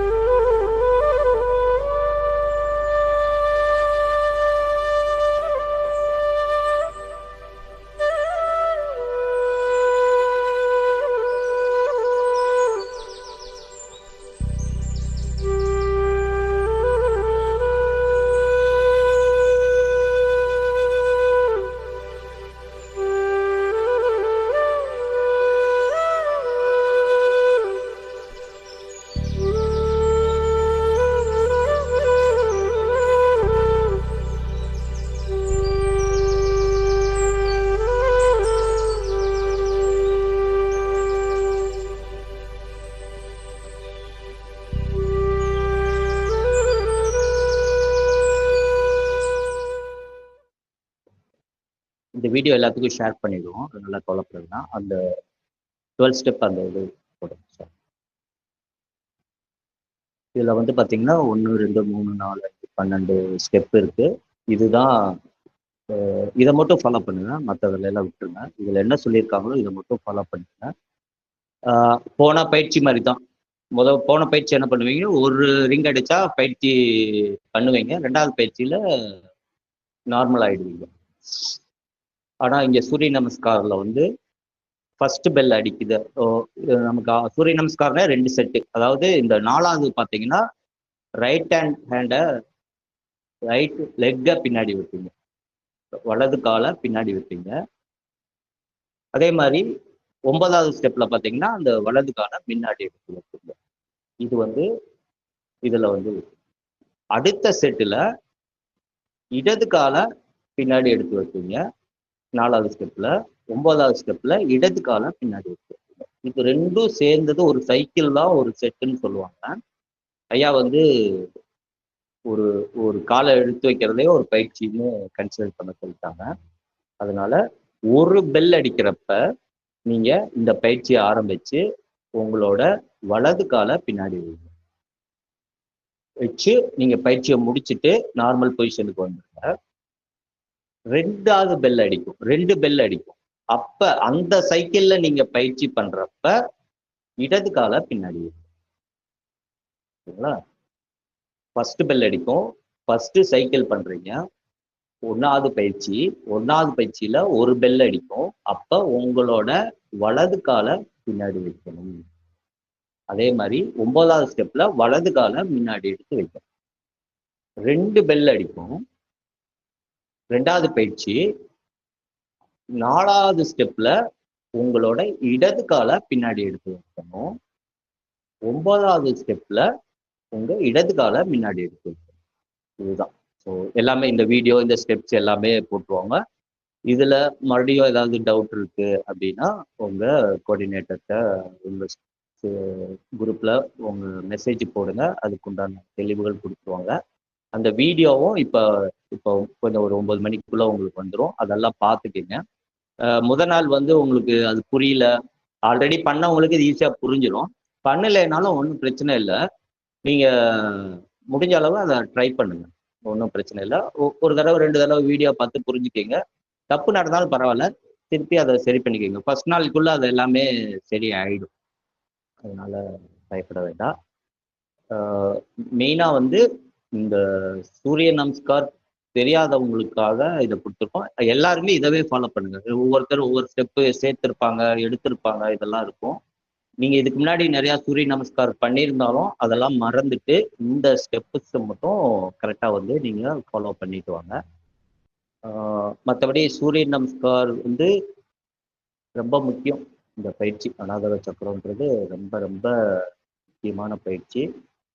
3:30 மணிக்கு இந்த சக்கரம் வந்து ஒரு கெமிக்கலை ப்ரொடியூஸ் பண்ணணும்னு சயின்ஸ் சொல்லுது. ஸோ இந்த அதனாலதான் வந்து பிரம்ம முகூர்த்தத்தில் 3:30லேருந்து ஒரு 4:30க்குள்ள எல்லாரும் எந்திரிச்சு தியானம் பண்ணுங்க அப்படின்னு சொல்லுவாங்க. இந்த 2 லட்சம் செல் வந்து 2:30 மணிக்கு உற்பத்தி ஆகிறது வந்து உங்க உடம்பு ஃபுல்லா போய் சேரணும் அப்படின்னா இந்த அநாதக சக்கரம் வந்து நல்லா தூய்மையா இருக்கணும். அதுக்காக தான் இந்த இது வந்து அதோட இம்பார்ட்டன்ட். அது ஒரு பக்கம் லங்ஸு, ஒரு பக்கம் ஹார்ட். 2 உறுப்போட முக்கியத்துவம் எல்லாத்துக்குமே தெரியும். நம்ம வந்து சுயநிலவா இருக்கோம், தூங்குறோம், தூங்கல, அதை பற்றியெல்லாம் ஒண்ணுமே இல்லை. அந்த 2 உறுப்பும் இயங்கி தான் ஆகணும். ஒருத்தன் உயிரோட இருக்கான்னா இந்த 2 உறுப்பு கண்டிப்பா இயங்குற வரைக்கும் அவன் உயிரோட இருக்கிறதாக தான் கன்சிடர் பண்ணுவோம். அதனால ரொம்ப ரொம்ப முக்கியமான சக்கரம் அநாதக சக்கரம். இந்த வாரம் வந்து அந்த சக்கரங்களை வந்து தூய்மைப்படுத்துறாரு. சூரிய பகவானே தூய்மைப்படுத்துறாரு. இந்த வாய்ப்பை வந்து கரெக்டா வந்து பயன்படுத்தி சந்தேகங்கள் நிறைய வரும் இந்த பயிற்சி பண்றதுல, சூரிய நமஸ்காரம் பண்றதுல. அதெல்லாம் விட்டுருங்க. உங்களுக்கு என்ன தெரியுதோ அதை வந்து ஃபாலோ பண்ணிட்டு வாங்க. நம்ம இந்த 49 நாள் முடிச்சு ஒவ்வொன்றையும் பத்தி ரொம்ப டீப்பா படிப்போம். உங்களோட கொஸ்டின்ஸ் எல்லாமே இது பண்ணிக்கலாம். இப்போ போட்டு ரொம்ப அதை போட்டு ஒரி பண்ண வேண்டாம். வரலையோ உங்களால எந்தெந்த ஸ்டெப் வருதோ அந்தந்த ஸ்டெப்பை பண்ணுங்க. ஒரு பெல்லுக்கு ரைட் ஹேண்டை வைக்கிறீங்க, 2வது பெல்ல வந்து தப்பா பண்ணிட்டீங்கனாலும் விட்டுருங்க. அடுத்த நாள் அடுத்த பயிற்சியில அதை சரி பண்ணிக்கிங்க. அடுத்த நாள் அதை பற்றியெல்லாம் நீங்கள் கவலைப்பட வேண்டாம். அதே மாதிரி சூரிய நமஸ்கார் முடிச்சதுமே கண்டிப்பா வந்து ஐயா வந்து ஆசனத்துல தான் உட்கார சொல்லியிருக்காரு. யாரும் சவாசனத்துக்கு போக வேண்டாம். அது ஒரு முக்கியமா குறிப்பாவே கொடுத்துருக்காங்க. ஸோ இங்க ஐயா என்ன சொல்றாரோ அதைத்தான், இந்த காலகட்டத்துக்கு என்ன தேவையோ அதைத்தான் ஐயா கொடுத்துட்டு இருக்காங்க. இதவே ஃபாலோ பண்ணுங்க. அதான் ரொம்ப முக்கியம்.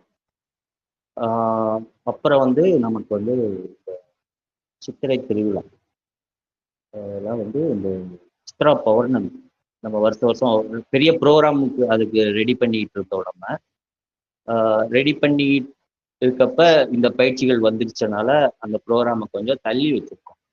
ஸோ இங்கே அன்பாலயத்தை பொறுத்து எல்லாமே என்னன்னா டைனமிக்காக சேஞ்ச் ஆகிட்டே இருக்கும். நம்ம இதுதான் ஃபிக்ஸடாக வச்சுக்கிட்டு அது பண்ண முடியாது.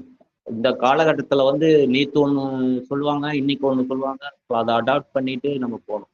அதனால அந்த இப்ப இந்த பயிற்சிகள் பண்ணிட்டு இருக்கனால இதை வந்து எப்படி நம்ம வந்து சித்ரா பௌர்ணமிக்கு வந்து எப்படி நம்ம மக்கள்கிட்ட கொண்டு போய் சேர்க்கலாம் அப்படின்றதுக்காகவும் மக்கள் பயனடையணுன்றதுக்காகவும் ஆதிசக்தி வந்து என்ன சொல்லியிருக்காங்கன்னா, ஒரு நாளாவது இந்த பயிற்சிகளை பண்ணவங்களை வந்து முழுசா தூய்மைப்படுத்துவேன் அப்படின்னு இது சொல்லியிருக்காரு.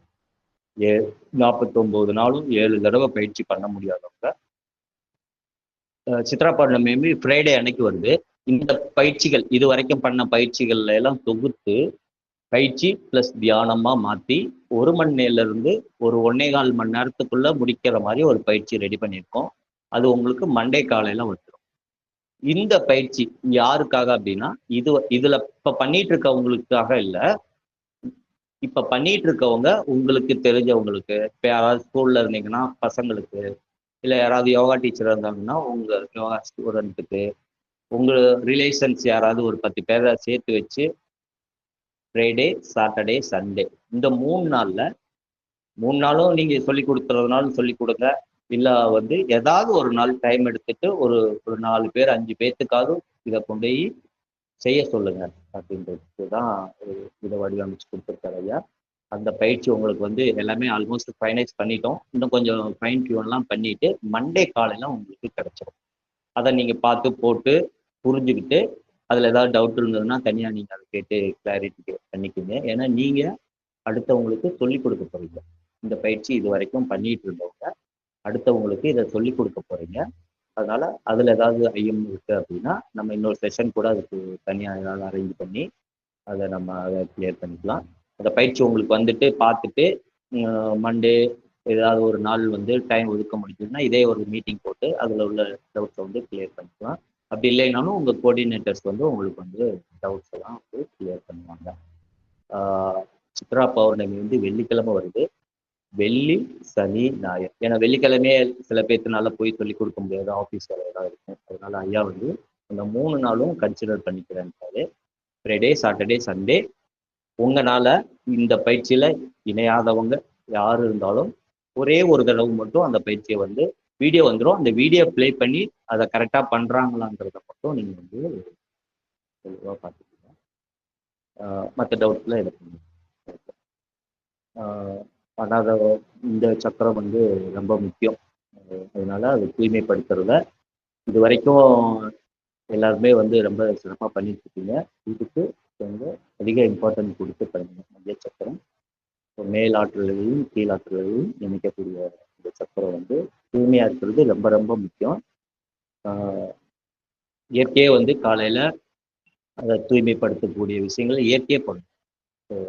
3:30 அந்த பண்ணும். அந்த முடிஞ்சவங்க அந்த டயத்துல கொஞ்சம் எந்திரிச்சு தியானம் பண்றது, ஏதாவது பயிற்சிகள் பண்றது வந்து சீக்கிரமா அதை வந்து தூய்மைப்படுத்துறதுக்கு அது விளையும். ஓகே, ஃபர்ஸ்ட் வந்து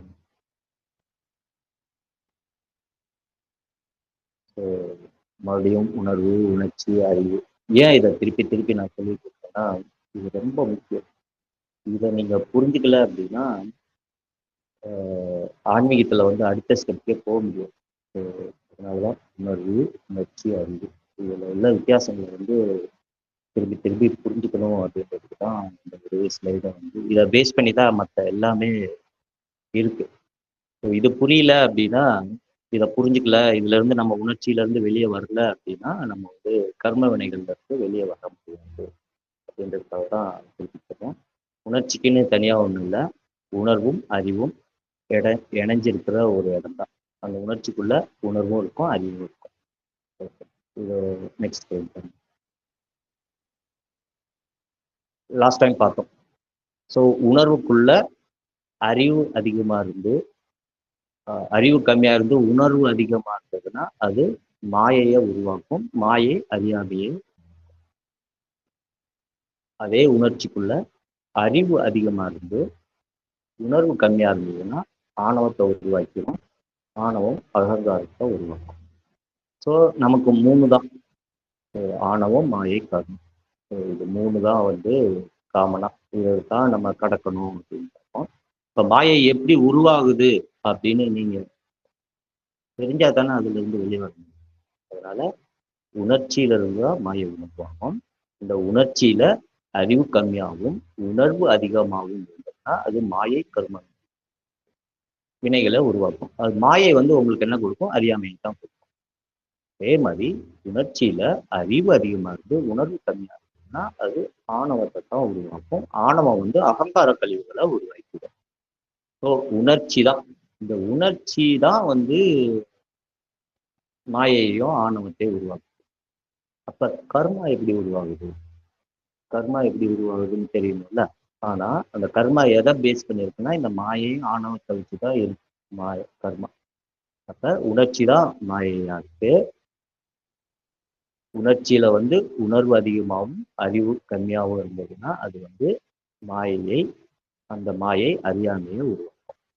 அதே மாதிரி உணர்ச்சியில அறிவு அதிகமா இருந்து உணர்வு கம்மியா இருந்ததுன்னா ஆணவத்தை உருவாக்கும். ஆணவம் அகங்கார கழிவை உருவாக்கிடும். அப்ப இந்த மாயையும் ஆணவம் தான் கழிவுகளை உருவாக்கும். இது எப்படி கர்மமா மாறுது அப்படின்றத பார்ப்போம் நெக்ஸ்ட். ஸோ கிளியரா புரிஞ்சுக்கோங்க. நினைக்கிற பார்த்தீங்கன்னா பரமாத்மா, பரமாத்மாவிலிருந்து ஆன்மா, ஆன்மாவிலிருந்து உயிர், உயிர்ல இருந்து செஞ்சித கர்மா, பிராத்மா கர்மா, சாதன கர்மா. இது எல்லாத்துக்கும் தெரிஞ்சிருக்கும். அதில் பேரை பற்றியெல்லாம் கவலைப்படாதீங்க. L1, L2, L3 ஆஃபீஸில் வேலை பார்த்தவங்களுக்கெல்லாம் நல்லா தெரியும். L1ல இருக்கவங்க L2 ஆவாங்க, L2ல இருந்து L3 போவாங்க, மேலே மேலே போவாங்க. அப்ப இந்த உடலுக்கும் உயிருக்கும் இடையில உள்ளது L1 சங்கீத கர்மா. இப்ப இந்த உடல் எடுத்துட்டோம். இந்த உடல் எடுத்துட்டோம் அப்படின்னா ஒரு கர்மா இருந்தால் தான் உடலே எடுக்க முடியும். இந்த கர்மா வந்து நம்ம பிறக்கிறோம், பிறகு வந்து இறக்குற வரைக்கும் வந்து இந்த கர்மா வந்து இந்த L1 தான். இறந்துட்ட வரகு இல்ல இன்னும் நம்ம அனுபவிக்க வேண்டிய கர்மா, இன்னும் நிறைய பிறவிகள் எடுக்க வேண்டிய கர்மா வந்து அப்படின்னு பார்த்தீங்கன்னா L2ல இருக்கும். ஸோ ஆன்மாவுக்கும் உயிருக்கும் இடையில. ஸோ உயிரை கொண்டு போய் நம்ம ஆன்மால இணைக்கணும் அப்படின்னா அந்த L2 காலியானா தான் வந்து உயிரை கொண்டு போய் ஆன்மால இணைக்க முடியும். அதே மாதிரி L3 தான் இப்போ ரொம்ப முக்கியம். நம்ம ஒர்க் பண்ண வேண்டிய L3ல தான். L3ல நீங்க ஒர்க் பண்ணாம L2-வை காலி பண்ண முடியாது. L2-வை காலி பண்ணாம உங்க உயிர் போய் ஆன்மால சேராது. இந்த L3னா என்ன அப்படின்னா, இப்ப ப்ரெசண்ட் இந்த உடல் எடுத்த வரைக்கும் பார்த்தீங்கன்னா மாயை, முன்னாடி ஸ்லைட் போங்க.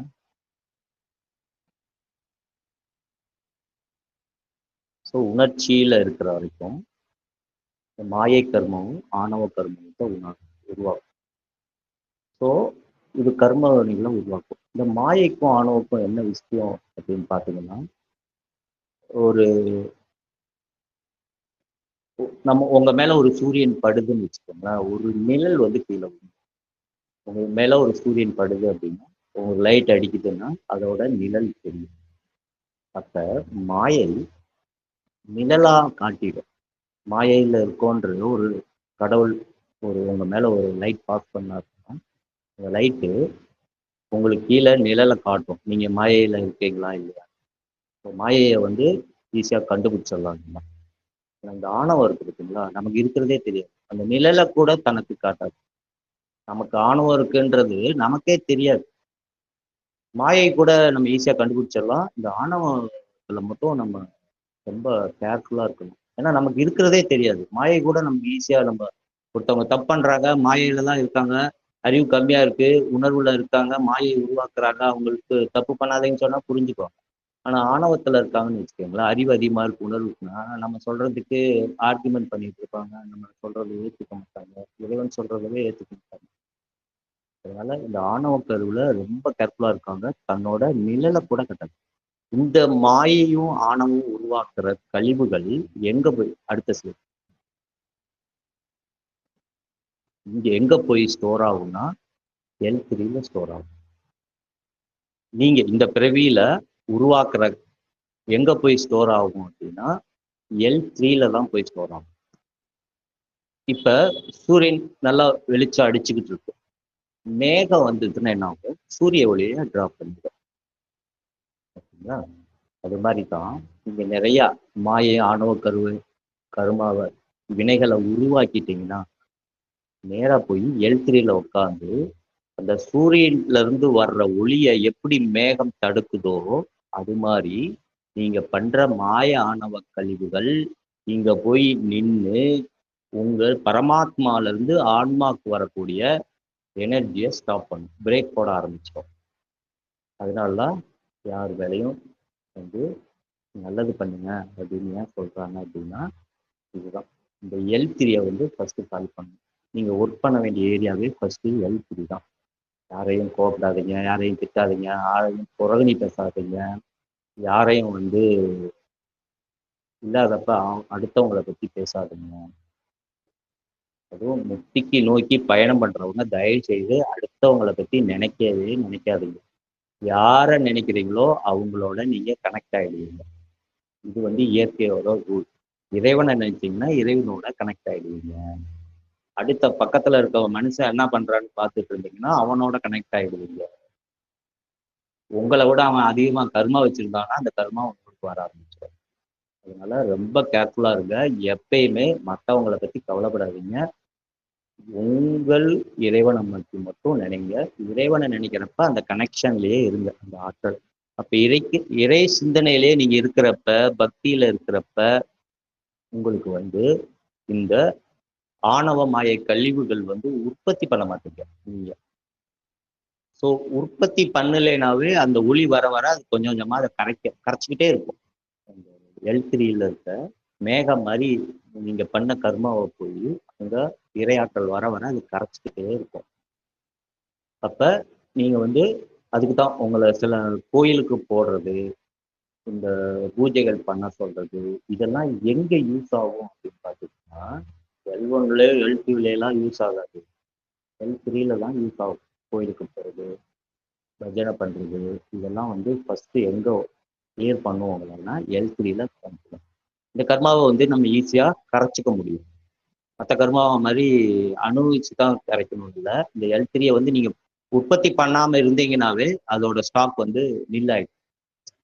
ஸோ அதனால ஏன்னா பரமாத்மாக்கும் ஆன்மாக்கும் ஒரு லிங்க் எப்பயுமே இருந்துகிட்டு இருக்கும். அது ஆற்றல் வந்துகிட்டே தான் இருக்கும். நீங்க விழிப்புணர்வா இருந்தாலும் சரி, இல்லைனாலும் சரி, தூங்கினாலும் சரி, அதோட எல்லாத்துக்கும் இறைவன் வந்து ஒரே அளவு வந்து ஆற்றலை வந்து கொடுத்துக்கிட்டே இருப்பார். ஆனா நீங்க பண்ற அந்த மாயை ஆணவ கர்மாவை பொறுத்து தான் இறையாற்றல் உங்க ஆன்மாக்கு வர்றதும் வராதும் இடையில வர்ற தேவைப்படுற விஷயங்கள் தான். அதனால அதை ரொம்ப முக்கியமா பண்ணிட்டு இறைவனை பற்றியே சிந்தனையில இருங்க. பக்கத்துல யார் எந்த தப்பு பண்றாங்கலாம் பார்த்துட்டு இருக்காதுங்க. அதுக்கு நமக்கு நேரம் இல்லை. அதை பற்றி கவலையும் பட வேண்டாம். இது வந்து L3. அப்புறம் வந்து இந்த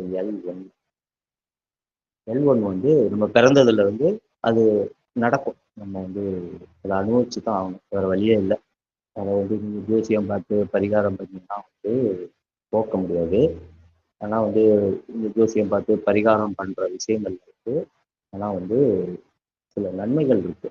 என்ன இருக்கு அப்படின்னா, ஆப்ரேஷன் பண்ணான்னா அந்த இடத்துல மரத்து போறதுக்கு ஒரு டாக்டர் இன்ஜெக்ஷன் போட்டாருன்னா அந்த இடம் மிக மரத்து போயிடும். அது மாதிரி அந்த அந்த வினைகள்ல இருந்தெல்லாம் நீங்க தப்பிக்க முடியாது. ஆனா அந்த வினைகளோட பாதிப்பு இல்லாம தான் தப்பிச்சுக்கலாம். ஆனா முக்திக்கு முயற்சி பண்றவங்க இந்த L1ல கையே வைக்காதீங்க. கரண்ட் கர்மாவில் கையே வைக்காதீங்க. அதுதான் உங்களுக்கு வரம். அந்த கர்மா இருக்கிற வரைக்கும் உங்க உயிர் உங்களுக்கு போகாது. அதனால முக்திக்கு முயற்சி பண்றவங்க L1ல கை வைக்க, இதை மாத்துறேன் அதை மாத்துறேன், எனக்கு இது வேணும் அது வேணும், பணம் வேணும், இதை பற்றியெல்லாம் நீங்க கவலைப்படக்கூடாது. முக்தி வேணும் வரும். இதுல கவலைப்பட்டுக்கிட்டு இருந்தீங்கன்னா L2ல போட்ட விட்டுருவீங்க. ஸோ L2வை நீங்க டோட்டலா காலி பண்ணா மட்டும்தான் நீங்க வந்து முக்தி அடைய முடியும். அதனால L1 உங்களுக்கு வரும். L1 இருக்கிற வரைக்கும் உங்களுக்கு வந்து உயிர் கண்டிப்பா இருக்கும். L1 டிக்கன் முடிச்சிட்டீங்க அப்படின்னா உயிர் போயிடும். திருப்பி இது ரீபர்த் ஆயிடும். அதனால L1ல யாரும் கை வைக்காதீங்க. கர்மா புதுசா பண்ணாம இருந்த கர்மா, நீங்க பண்ணுன கர்மா தெரிஞ்சோ தெரியாம பண்ண கர்மாவை L3க்கு ஒர்க் பண்ணுங்க ஃபர்ஸ்ட். L3 ஒர்க் பண்ணி L3யை 0 பண்ணிட்டீங்க அப்படின்னா அப்ப பரமாத்மால இருந்து ஆன்மாக்கு முழு பவரும் வர ஆரம்பிச்சிடும். எந்த கேப்புமே இருக்காது. அந்த L3யை இந்த பிரிவிலேயே நீங்க காலி பண்ணிக்கலாம். அப்ப சில பேரை நீங்க பார்த்துருக்கலாம். நான் சாமி கும்பிட்டு ஆரம்பிச்ச பிறகு 2 கேட்டகரி நான் பார்த்துருக்கேன். சாமி கும்பிட்டு ஆடிச்ச பிறகு எனக்கு வந்து நிறைய வந்து கஷ்டங்கள் வர ஆரம்பிச்சிருச்சு. அதனால நான் சாமி கும்பிட்றத நிறுத்திட்டேன் அப்படின்னு சொல்லலாம். இன்னொருத்தவங்க வந்து நான் சாமி கும்பிட்டுட்டு இருந்தேன். ஆனா அவங்களோட அம்மாவோ அப்பாவோ கணவனோ மனைவியோ இறந்த வர்றது சாமி கும்பிட்றது நிறுத்திட்டேன். கடவுளுக்கு வந்து இறக்கம் இல்லை அப்படின்ற மாதிரி சாமி கும்பிடாம போறவங்களே பார்த்துருப்பேன். சில பேர் அது மாதிரி ஒரு பெரிய இன்சிடென்ட் நடந்தவர்கள் தான் சாமி கும்பிடவே வருவாங்க. இது மாதிரி 3 கேட்டகரியா நான் பார்த்துருக்கேன். அதனால அது ஏன் அப்படின்னு பார்த்தீங்கன்னா, இப்போ L1ல இருந்து இப்போ குழந்தைகள் இருக்குன்னு வச்சுக்கோங்களேன். குழந்தைகள் வந்து நமக்கு வந்து ரொம்ப பார்த்தாவே சந்தோஷமா இருக்கும். அந்த குழந்தை கையில் எடுத்து நீங்க கொஞ்சறப்ப பார்த்தீங்கன்னா அவ்வளவு சந்தோஷமா இருக்கும். அப்படி ஒரு ஆனந்தம் உங்களுக்கு கிடைக்கும். ஏன்னா அதுக்கு L3 இல்லை குழந்தைக்கு. அப்ப இறைவனோட ஆற்றல் அப்படியே ஆன்மாக்கு வரும்.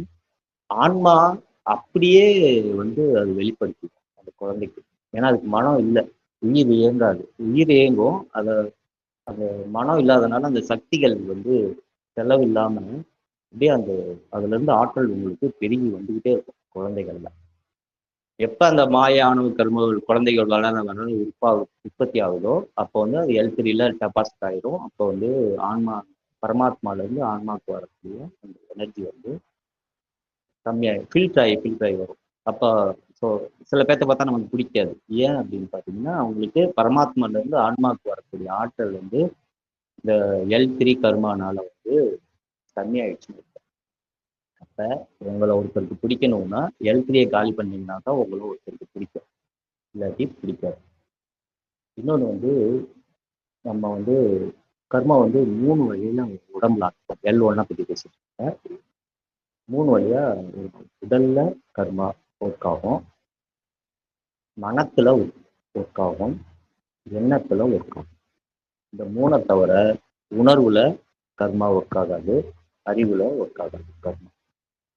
இதெல்லாம் நம்ம பின்னாடி ரொம்ப தெளிவா பார்ப்போம். இப்பத்துக்கு ஷார்ட்டா புரிஞ்சுக்கீங்க. உங்க உணர்ச்சியில கர்மா ஒர்க் ஆகும், உங்க உடல்ல ஒர்க் ஆகும், உங்க எண்ணத்துல ஒர்க் ஆகும். இந்த 3 இடத்த தவிர கர்மா எங்கேயும் வெளிப்படாது. இதே மாதிரி இந்த 3 இடத்துல மட்டும்தான் கர்மா உருவாகிறதும் இங்கே தான் இருக்கும். வயசாக என்ன ஆகும் அப்படின்னு பார்த்தீங்கன்னா, இந்த கர்மா இந்த உடல் வந்து வீக் ஆகிட்டு வரும். ஆனால் மற்ற இருக்கு பார்த்தீங்களா, மனசுல இருக்க உணர்ச்சியில இருக்க கர்மங்கள் வந்து எண்ணத்துல இருக்க கர்மங்கள் வயசாக அது வந்து அதோட அளவு வந்து கம்மியாயிட்டே வந்துடும். உடலை நீங்க ஆரோக்கியமா வச்சிருந்தீங்க அப்படின்னா, உடல் நீங்க சின்ன வயசுல இருந்தே உடல் எக்ஸசைஸ் பண்ணி அதை வந்து ஒரு பெயின் இதெல்லாம் பண்ணிட்டு இருந்தீங்கன்னா, உடல் கர்மாவை வந்து நீங்க முன்னாடியே தீர்த்துருந்தீங்கன்னா, சின்ன வயசுலயே தீர்த்து ஆரோக்கியமா வச்சிருந்தீங்க அப்படின்னா, ஆட்டோமேட்டிக்கா உங்களோட உணர்ச்சியோட எண்ணத்தோட கர்மா ஆல்ரெடி அது வயசாக கம்மியாயிட்டே வந்துடும். அப்ப உங்களுக்கு இறை தொடர்பு வந்து ஈஸியா கிடைச்சிடும். ஆனா இங்க கொஞ்சம் ப்ராப்ளம் என்னன்னா, நம்ம உடலை வந்து சரியா கவனிக்கல. அப்ப என்ன ஆகும்னா, ஒரு ஏஜுக்கு அப்புறம் உடல் வந்து கர்மா வெளிப்பட ஆரம்பிக்கும் உடல்ல. அதனால உடல் ஆரோக்கியம் வந்து ரொம்ப முக்கியம். உடல் ஆரோக்கியமா யார் வச்சிருக்காங்களோ அவங்க தான் வந்து இரையாற்றலை வந்து முழுமையாக எடுத்து இறைவன்கிட்ட சீக்கிரம் போக முடியும். அதனால சின்ன வயசுல இருந்து குழந்தைகளுக்கு வந்து அந்த எக்ஸசைஸ் பண்ணணுன்ற ஒரு இதை வந்து இப்பயே பதிச்சிருக்கேன். முன்னாடியெல்லாம் பார்த்தீங்கன்னா கூட்டு குடும்பமா இருக்கும். இப்போ தாத்தா தாத்தா பாட்டி மேல பேர குழந்தைகள் வந்து ரொம்ப பற்றா இருக்கும். அதே மாதிரி தாத்தா பாட்டியும் பேர குழந்தைகள் மேல ரொம்ப பற்றா இருப்பாங்க. ஏன் அப்படின்னு பார்த்தீங்கன்னா, ஏன்னா இந்த L3யே இருக்காது குழந்தைகளுக்கு. அப்போ வந்து ஆன்மா பரமாத்மால இருந்து ஆற்றல் நிறையா வரும். ஸோ இந்த ஆற்றல் தாத்தா பாட்டிக்கு வந்து சின்ன குழந்தைகள்கிட்ட இருந்து டிரான்ஸ்ஃபர் ஆரம்பிக்கும். அதனால வந்து அவங்க அந்த ஆற்றல் எடுக்கிறப்ப அவங்களுக்கு வந்து உடல் ஆரோக்கியமாகும், மன சந்தோஷமா இருக்கும், அன்பு பெருகும், இதெல்லாம் நிறைய நடக்கும். அதனால சின்ன குழந்தைகளோட தாத்தா பாட்டி வந்து அதிகமாக டைம் ஸ்பெண்ட் பண்ணுறதும் நம்ம நேராகவே பார்த்துருக்கோம். அதே மாதிரி வயசானவங்க தயவு செய்து யாராவது ஹாஸ்டல்ல எல்லாம் விட்டுருந்தீங்கன்னா, தயவு செய்து மாமியாரோ மாமனாரோ எல்லாம் உங்கள் வீட்டில் கூட்டிட்டு வந்து வைங்க. ஏன் அப்படின்னா, இதில் இருக்க சயின்ஸை புரிஞ்சுக்கோங்க. வயசானவர்கள் அவங்களுக்கு வந்து உடல் வந்து வீக்காக இருக்கலாம், ஓகே, ஆனால் உணர்ச்சியிலையும் எண்ணத்துலையும் வந்து இருக்கிற கர்மங்கள் வந்து கம்மியாக இருக்கும். அப்போ உங்க குடும்பத்தில் இருக்கிறப்ப உங்களோட கர்மா பேரண்ட்ஸ் வாங்கி கழிப்பாங்க. உங்கள் மாமனாரோ மாமியாரோ ஹாஸ்டலில் வந்து விடுறது, ஹோமில் விடுறது, இதெல்லாம் தயவு செய்து அவங்கள வந்து பாருங்க. ஏன் அப்படின்னா, உங்க குடும்பத்தோட கர்மாவே வாங்கி கழிக்கிறவங்க வயசானவங்க. அதனால கூட்டு குடும்பமா அப்ப இருந்தது, அதை பத்தி சொல்ல தேவையில்லை. ஆனா வந்து இது ரொம்ப முக்கியம். வயசானவங்க யாராவது இருக்காங்க, உயிரோட இருக்காங்கன்னா, தயவு செய்து உங்களோட இருக்கிறதுக்கு ட்ரை பண்ணுங்க. இது வந்து உங்களுக்கு வந்து ரொம்ப முக்கியம். கண்டிப்பா இருக்கணும். வயசானவங்கள அம்மா அப்பாவை பார்த்துக்கிறது ரொம்ப முக்கியம். ஒவ்வொருத்தர் அது ஆணா இருந்தாலும் சரி, பெண்ணா இருந்தாலும் சரி, ரொம்ப முக்கியம். எதுக்காக அப்படின்னா, அவங்க வந்து L2வை வந்து உங்களோட L2வை அவங்களால வாங்கிக்க முடியும். வயசானவங்கனால உங்க L2வை வந்து அவங்க வாங்கி கலைக்க முடியும். அதனால தயவுசெய்து யாரும் இருந்தீங்கனாலும் உங்க வயசானவங்க உங்க கூட வச்சுக்க ட்ரை பண்ணுங்க. அதே மாதிரி வயசானவங்க இருந்தீங்க அப்படின்னா, மருமகமோட எல்லாம் சண்டை போட்டுட்டு குழந்தைய விட்டுட்டு வீம்புக்கு போய் இருந்துட்டு இருக்காதுங்க. பேர குழந்தைகள் உங்களுக்கு ஆற்றல் கொடுக்குறவங்க. அதனால அவங்களுக்கு வந்து அன்பை சொல்லிக் கொடுங்க, எக்ஸசைஸ் பண்ணணுன்றத தெளிவாக சொல்லிக் கொடுங்க. ஓகே. இந்த L1ல முட்டிக்கு ட்ரை பண்றவங்க டச் பண்ண வேணாம். அதை பின்னாடி நம்ம ரொம்ப தெளிவா பார்ப்போம். ஏன் அப்படின்னா அதுதான் உங்களோட வரம். ஏன்னா அந்த கர்மா இருக்கிற வரைக்கும் உங்க உயிர் இருக்கும். நீங்க L3 கால் பண்ணோடனே ஆட்டோமேட்டிக்கா என்ன ஆகும்னா பரமாத்மால இருந்து ஆன்மாவுக்கு வர்ற பாத்து வந்து ரொம்ப கிளியரா இருக்கும். ஆற்றல் ஃபுல்லா வரும். அப்ப ஆன்மால இருந்து உயிருக்கு போற ஆற்றல் ரொம்ப அதிகமா போகும். அப்ப அந்த L2 வந்து இந்த L1 காலியாக உங்களுக்கு வயசு ஆக ஆக வந்து L1 கம்மியாயிட்டே வரும். 100% நீங்க பிறக்கிறப்ப L1 வந்து 100% இருக்குது அப்படின்றப்ப நீங்க ஒரு 40 வயசு 30 வயசுல வந்து ஒரு 70% கர்மாவை கூட கழிச்சிருக்கலாம். ஒரு 40 வயசுக்குள்ள ஆல்மோஸ்ட் எல்லாருமே வந்து ஒரு 70% L1 காலி பண்ணியிருக்கீங்க. உடல் ஆரோக்கியமா இருந்தது அப்படின்னா இறைவன் வந்து L2ல இருக்கிறதையும் கொஞ்சம் ஒரு ஒரு சின்ன லீக் பண்ணி L2 கீழே அனுப்புவார். கொஞ்சம் கொஞ்சமா தான் பேக்கெட்டாக தான் வரும். ஸோ அதையும் நீங்க வந்து எப்படி நம்ம வந்து அனுபவிக்காமையே இந்த L2 காலி பண்றதுன்றதுக்கெல்லாம் பின்னாடி வந்து பயிற்சிகள் கொடுத்துருக்காங்க. அதை பத்தி நம்ம டெப்தா பார்ப்போம். உங்க சிந்தனைக்காக ரொம்ப ஷார்ட்டா சொல்றேன். ஸோ அப்ப நீங்க ஃபர்ஸ்ட் ட்ரை பண்ண வேண்டியது L3னா மற்றவங்களை பத்தி மற்ற குறைகளை பேசுறது, தேவையில்லாத வெட்டி கதைகள் பேசுறது, ஆன்மீகத்தை பத்தி கூட பேசாதீங்க யாருக்கு. உங்களுக்கும் இறைவனுக்கும் உள்ள கனெக்ஷனை மனசுக்குள்ள நினைச்சுக்கிட்டே இருங்க. அது வந்து உங்க L3 காலி பண்ணும். L3 காலி பண்ணோடனே பரமாத்மால இருந்து ஆன்மாக்கு போடுற பவர் வந்துடும். ஆன்மால இருந்து உயிருக்கு போற பவர்ல இருக்கிற L2 கொஞ்சம் கொஞ்சமா வீக் பண்ணிக்கிட்டே இருக்கும். ஸோ L1ல வந்து உங்களுக்கு கர்மா போக போக உடல் ஆரோக்கியமா மெயின்டைன் பண்ணிக்கிட்டே வந்தீங்கன்னா L2வும் காலி ஆயிடுச்சு அப்படின்னா நேராக உங்க உயிர் ஆன்மாக்கு பக்கத்துல போக ஆரம்பிச்சிடும். ஆன்மாக்கு பக்கத்துல போக போக அந்த பரமாத்மாவோட ஆற்றலை முழுமையா நீங்க உணர ஆரம்பிச்சிருவீங்க. அதனால வந்து நீங்க L1 ஜாதக நோட்டை முயற்சி பண்றவங்க ஜாதக நோட்டு இதெல்லாம் தூக்கி ஓரம் வச்சுடுங்க. அதெல்லாம் மாற்ற முயற்சி பண்ணாதே. உங்க குழந்தைகளுக்கு கல்யாணம் ஆகல, உங்க குழந்தைகளுக்காக பார்க்கணும்னு நினைச்சீங்கன்னா தாராளமா போய் பார்த்துக்கோங்க. அந்த நம்பிக்கையை நான் உங்களுக்கு விரும்பல.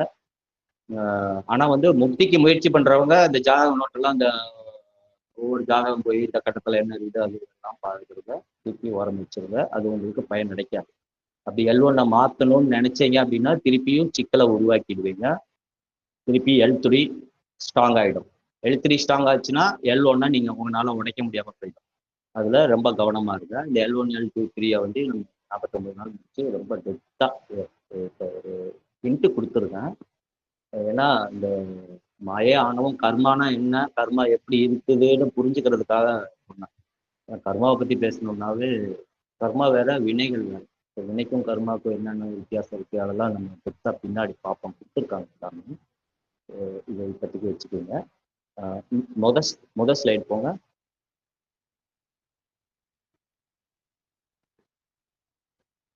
அடுத்த ஸ்லைட்.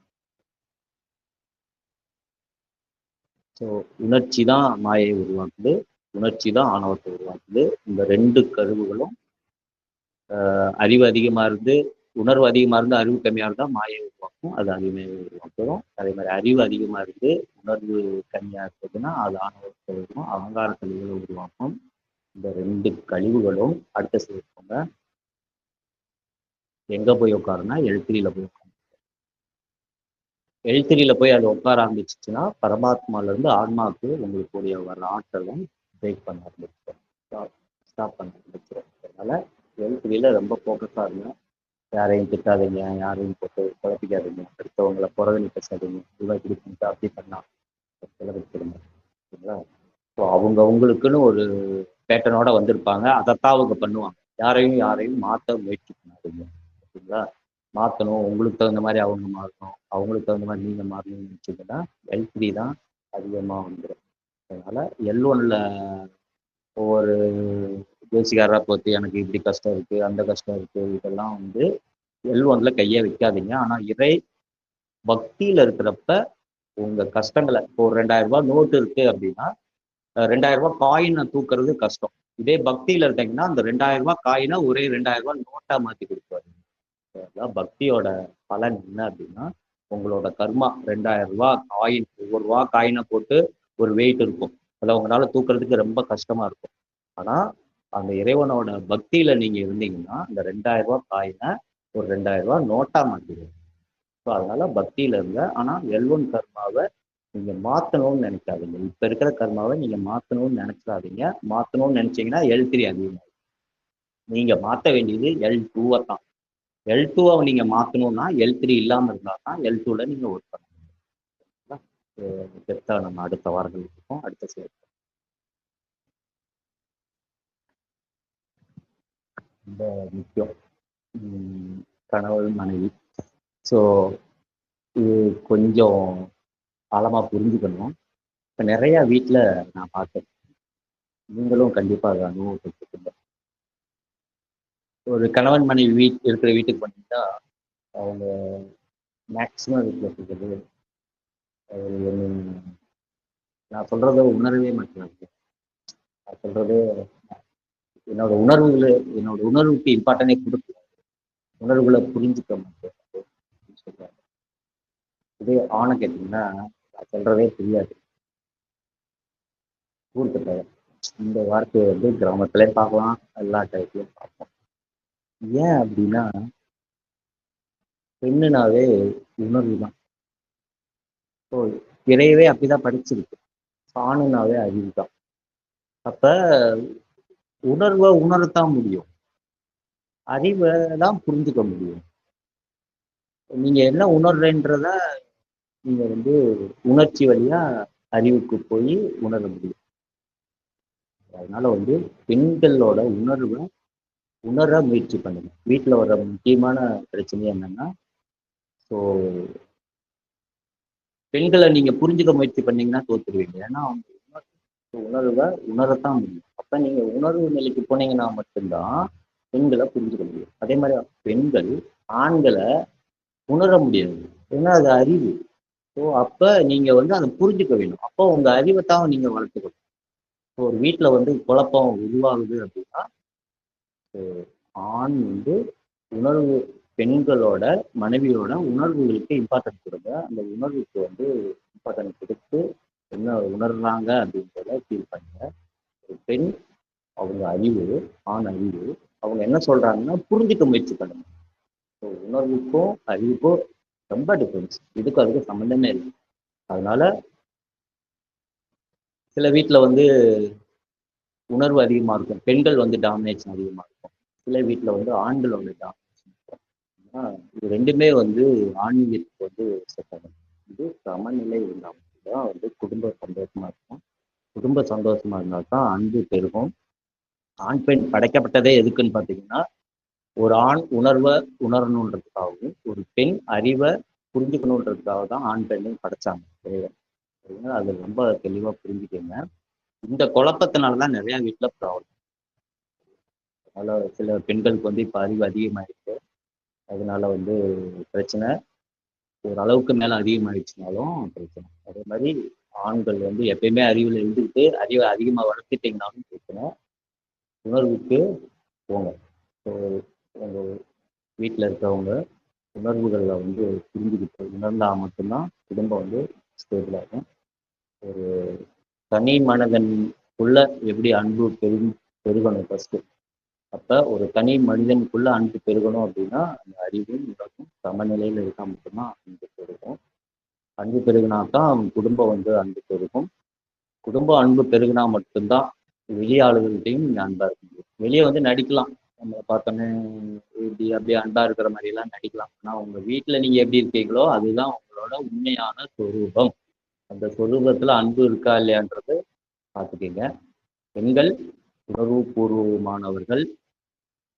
கொஞ்சம் ஆண்களை அறிவை வச்சு புரிஞ்சுக்க முயற்சி பண்ணுங்க. அதே மாதிரி ஆண்கள் பெண்கள் வந்து உணர்வு பூர்வமானவர்கள். அதனால உணர முயற்சி பண்ணுங்க உங்க அறிவு வர முயற்சிக்கு. ஸோ இப்படி பேலன்ஸ் பண்ணீங்க அப்படின்னா குடும்பத்துல பிரச்சனை. ஸோ உங்களை பார்த்து தான் உங்க குழந்தைகள் வளரும். அதனால அன்பு உங்க 2 பேர்த்துக்குள்ள அன்பு பெறுகிறதுக்கு சமநிலை ரொம்ப முக்கியம். அடுத்த ஸ்டெப்.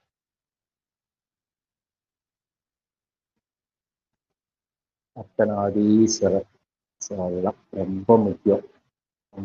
இது ஒரு மனிதனுக்குள்ள நடக்கும் ஃபர்ஸ்ட். ஒரு மனிதனுக்குள்ள நடக்கணும் அப்படின்னா வெளியே ஒன்று நடந்தா தான் மனிதனுக்குள்ள புரியாது, உள்ளுக்குள்ள நடக்கிறது தான். ஆண் பெண் படைச்சாங்க, பெண்ணை உணர்வாகவும் ஆண்களை அறிவாகவும் படைச்சிருக்காரு இறைவன். யார் பெரியவங்க சின்னவங்க இல்லை. ஃபர்ஸ்ட் சமநிலை ஆகணும். உங்க கணவன் மனைவிக்குள்ள ஒரு சமநிலை அன்பு உருவானாதான். அதை நீங்க அன்பை புரிஞ்சுக்கிட்டா மட்டும்தான். அன்பு எப்படி இருக்கு அப்படின்னு உங்க மனைவி மூலியமா தான் நீங்க அன்பை புரிஞ்சுக்க முடியும். அதே மாதிரி அன்பு ஆண்கள் எப்படி இருக்குன்னு இந்த மனைவி புரிஞ்சுக்கிட்டா மட்டும்தான் அன்பை புரிஞ்சுக்க முடியும். அன்பை புரிஞ்சா மட்டும்தான் அன்பை நீங்க வெளிப்படுத்தவே முடியும். அதனால கணவன் மனைவி அந்த சில வீட்டில் அதிகமாக இருக்கலாம், அறிவு அதிகமாக இருக்கலாம். சில வீட்டில் உணர்வு அதிகமாக இருக்கு. இவங்களோட டாமினேஷன் இருக்கலாம், ஆண்களோட டாமினேஷன். இந்த டாமினேஷன் இல்லை, அன்பு பெருகணும். அன்பாலயத்தோட நோக்கம் ஒரு உருவாக்கி, அன்பாலயம் உருவாக்கி எல்லாம் அங்கே இருக்கிறவங்களெல்லாம் அப்படி இல்லை. ஒவ்வொரு வீடும் அன்பு நிறைந்த அன்பாலயமாக மாற வேண்டும் என்பதற்காக தான் ஐயா இவ்வளோ ஒர்க் பண்ணி கொடுத்துட்டு இருக்காரு. அவரே சத்குருவா வந்திருக்காரு. அதனால இந்த உணர்வு அறிவை பத்தி புரிஞ்சுக்கணும் அப்படின்னா உணர்ச்சியில இருக்கீங்க ரெண்டு பேருமே, ஆணும் சரி பெண்ணும் சரி. இந்த உணர்ச்சி தான் உங்களுக்கு மாய ஆணவ கர்மாவை உருவாக்குது. இந்த மாய ஆணவ கர்மாவில் தான் கர்ம வினைகளவே உருவாக்குது. அதனால ரொம்ப முக்கியமா பார்க்க வேண்டியது அறிவுனா என்ன, உணர்வுலாம் பின்னாடி பார்ப்போம். அர்த்தநாதீஸ்வரர் தான். ஸோ ஒருத்தருக்கு ஒருத்தர் விட்டு கொடுங்க. பெண்கள் கணவன் மனைவிக்காக அவங்க உணர்வுகளை புரிஞ்சு ஒரு ஸ்டெப் அறிவு அதிகமாக இருந்ததுன்னா ஒரு ஸ்டெப் கீழே வாங்க. ஸோ பெண்கள் அவங்க உணர்வாக தான் இருப்பாங்க.